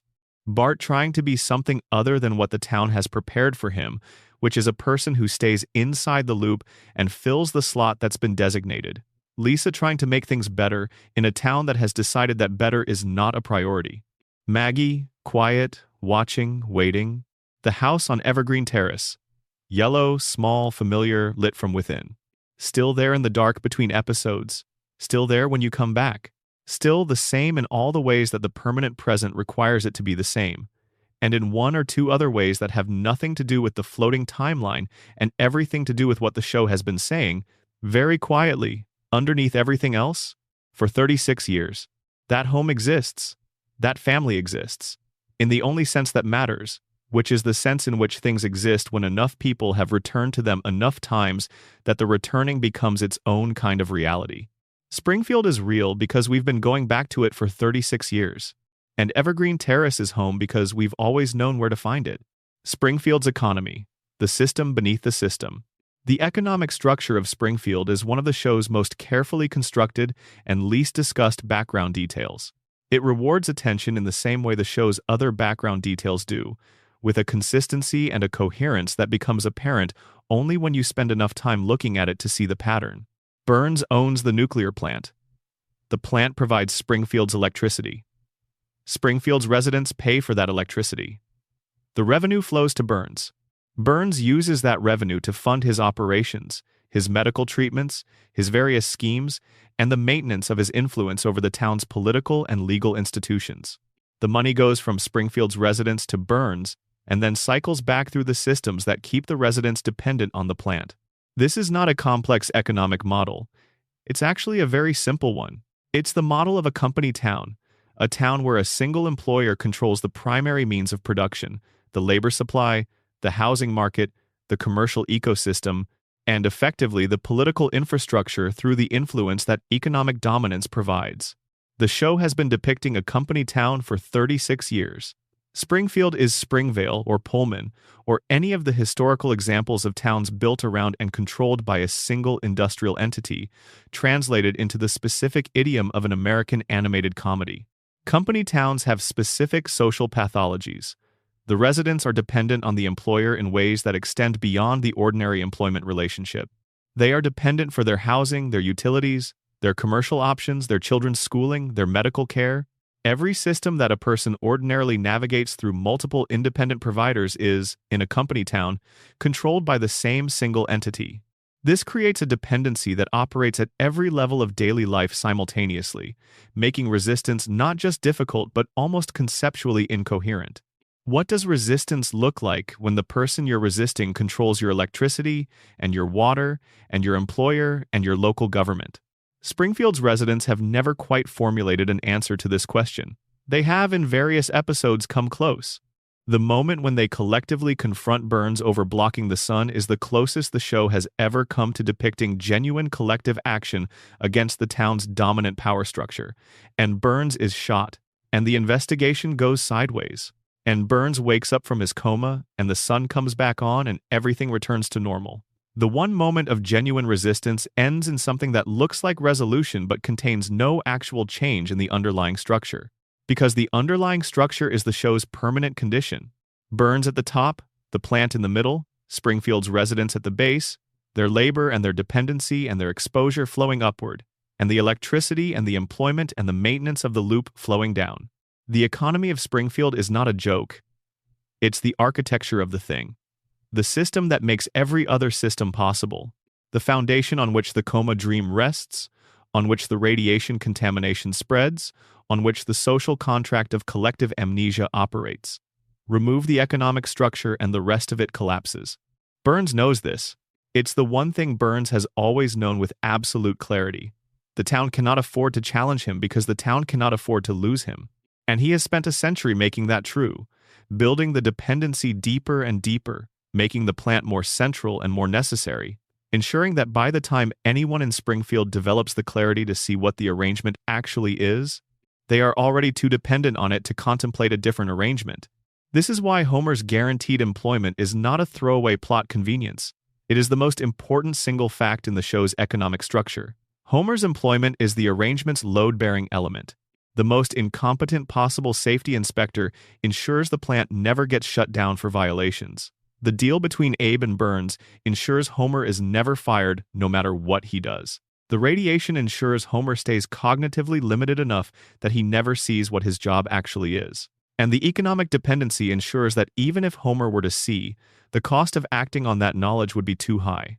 The system has Homer exactly where it needs him. It has always had Homer exactly where it needs him. Since before Homer was old enough to understand what a system was? A final thought on 36 years. The Simpsons began in the same year the Berlin Wall came down. It began in the year that the internet became commercially available to ordinary people. It began in the year that a particular version of the American century was drawing to a close and no one was quite sure what came next. It has been running since then, through the 90s and the optimism that decade eventually generated and then complicated, through the turn of the millennium and all the anxiety that preceded it, through September 2001 and the decade that followed, through the financial crisis of 2008 and the recovery that wasn't quite complete before the next crisis, through the political upheavals of the 2010s and the pandemic of the early 2020s and everything that has accumulated since. Springfield was there for all of it. The town didn't change. The family didn't age. The plant kept running and Burns kept being older than anyone could account for, and Ned kept forgiving things and Maggie kept not talking, and Homer kept finding his way home at the end of each episode. The show processed all of it in its way. It commented on each era's particular anxieties through the specific lens of Springfield's ongoing situation. The satire kept going. The jokes kept being made. The writers kept paying close attention to what was happening in the country and finding ways to reflect it back through the yellow filter of the show's particular aesthetic. And through all of it, the family stayed the same. This is the thing that 36 years of context gives you. You understand, in a way that you couldn't at the beginning, why the constancy matters. You've watched the world change around Springfield. You've watched the things outside the yellow house shift and fracture and reconstitute themselves in configurations that were not predictable from where you started. And Springfield has been there the whole time. The same. The house the same. The couch the same. Homer on it, Marge beside him, the kids where they've always been. In a world that has changed as much as the world has changed in 36 years, there is something in that constancy that is not trivial. Something that serves a real human function. The place that doesn't change. The people who are always exactly where you left them. The show that is always there when you come back to it. This doesn't excuse the show's failures. The seasons where the quality dropped and the jokes didn't land and the emotional core went somewhere it shouldn't have. Those are real. The critics who have documented them are not wrong, but the show's failures are part of the 36 years. They're part of what it means for something to exist for that long. Nothing maintains its peak quality across 36 years. Nothing maintains any single quality consistently across that span of time. What the show has maintained is its presence, its continuity, its insistence on still being there. And the theories have grown in the space that presence has created. The theories exist because the show has given people enough to work with, enough time to work with it, enough consistency to find patterns in, enough depth to keep digging. The radiation theory and the coma theory and the social contract theory and the Burns immortality theory and the Maggie genius theory and the Mona conspiracy theory are all, in different ways, testaments to what the show has accumulated across its run. They are testaments to the fact that the show has been worth paying attention to, not just in the immediate sense of each individual episode, but in the long-term sense of looking at what all the episodes together produce when you step back far enough to see the shape. The shape is strange. The shape contains more darkness than the surface suggests. The shape is the story of a town that has been poisoned, and a family that has been broken, and a man who might be dreaming, and a baby who might be the most dangerous person in Springfield, and a billionaire who has spent a century engineering his own immortality at the cost of everyone around him. But the shape also contains the trying, the family on the couch, the light in the yellow house, the warmth at the center that the theories orbit without extinguishing. That's what 36 years produces, when you look at it carefully. All of that at once. The darkness and the warmth and the theories and the jokes and the family and the loop and the cooling towers and the love letter and the prison and the gift. All of it in the same show, in the same Springfield, on the same street, where the light is always on and the family is always there and the show always finds its way back to the couch by the end of the episode. Because the couch is home, and home is worth coming back to. Even if the water isn't quite right, even if the fish have 3 eyes, even if the man across the street glows a little on Tuesday nights, even if none of it is quite what it appears to be, it's still the house, it's still the family, it's still Springfield. And Springfield, whatever else it is ours. Good night. End of script. C. The sound of Springfield. What you hear when nobody's talking. One of the things that gets lost when you discuss The Simpsons in terms of its theories and its mysteries and its accumulated weight of meaning is the show as a sensory experience. The way it sounds. The way Danny Elfman's opening theme establishes the particular emotional register of the thing before a single line of dialogue has been delivered. The way the couch gag works as a minute-long piece of visual and comedic abstraction before the episode proper begins. The way the show's music has always been doing something underneath the jokes that the jokes sometimes obscure. The Simpsons has had, for most of its run, an unusually attentive relationship with music. Not just in terms of using it effectively as a storytelling tool, though it does that, but in terms of what the music carries that the script doesn't. The show's musical language can go from comedic in one scene to genuinely moving in the next, and the transitions between those modes are usually seamless, which is technically difficult and is part of what makes the show's emotional range possible. The moments where the music is most powerful tend to be the moments where the show is being most honest. The end of Mother Simpson, when Homer sits on the hood of his car and watches the stars after Mona has left again, is accompanied by music that does what the episode's script has been building toward, that carries the weight of everything Homer feels in that moment, which is enormous, and delivers it without any of the comedy that surrounds it. The scene asks nothing of you except that you be present in it. The music makes that easy. These moments recur across the show's run. They accumulate.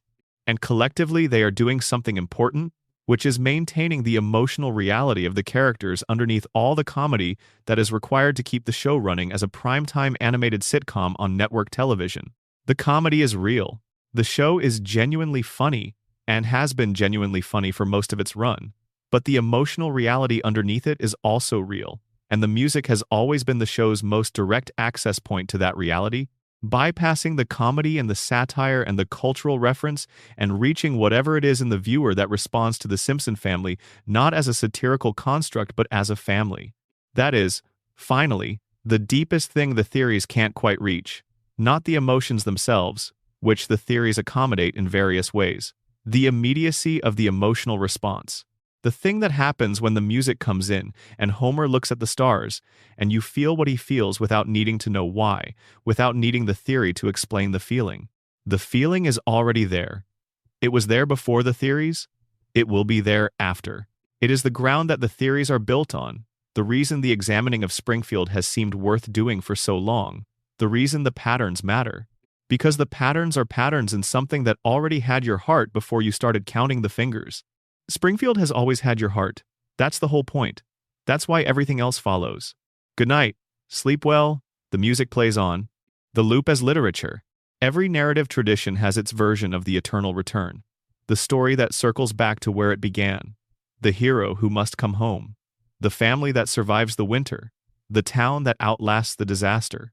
The Simpsons is, in one reading, the longest and most elaborately sustained version of this tradition in the history of American television. The loop is the show's primary structural commitment. Every episode returns to the same configuration it began from. Homer is home, Marge is there, the children are at their ages, the house is intact, the job exists, the street is quiet. Whatever happened in the intervening 22 minutes, whatever world-altering event or personal catastrophe or communal crisis the episode constructed and then resolved, the return to baseline is guaranteed. The loop completes. The next episode begins from the same place. This is the formal structure of a certain kind of folktale, the kind where the point is not the journey outward but the confirmation of home. The world can be disrupted, but the disruption is temporary. The center holds, the family persists. The specific configuration that makes the story possible will be available for the next telling. What makes The Simpsons unusual within this tradition is the scale of the disruptions it accommodates without breaking the structure. The events that happen in Springfield and get resolved by the next episode are not small ones. Towns are destroyed and rebuilt. The federal government seals Springfield under a dome. The family faces genuine mortal peril. Characters arrive and leave. The world of the show changes profoundly within episodes and then returns to what it was before them. Most folk traditions sustain the eternal return by keeping the disruptions modest. The Simpsons sustains it by making the return seem inevitable, regardless of how large the disruption is. The house always fixes itself. The relationships always restore. The baseline always reasserts. The loop always completes. This produces a specific kind of comfort that is different from the comfort of a story that ends happily. A happy ending is finite. It resolves and stops. The Simpsons' eternal return is infinite. It resolves and starts again, in the same place, with the same people, ready for whatever next week's disruption might be. You cannot lose them permanently. That is the promise.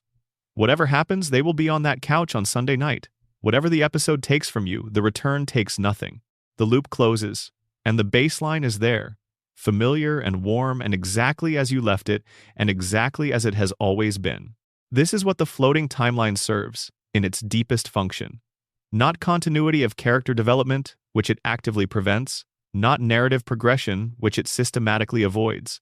The promise of infinite return. The assurance that the story can always begin again.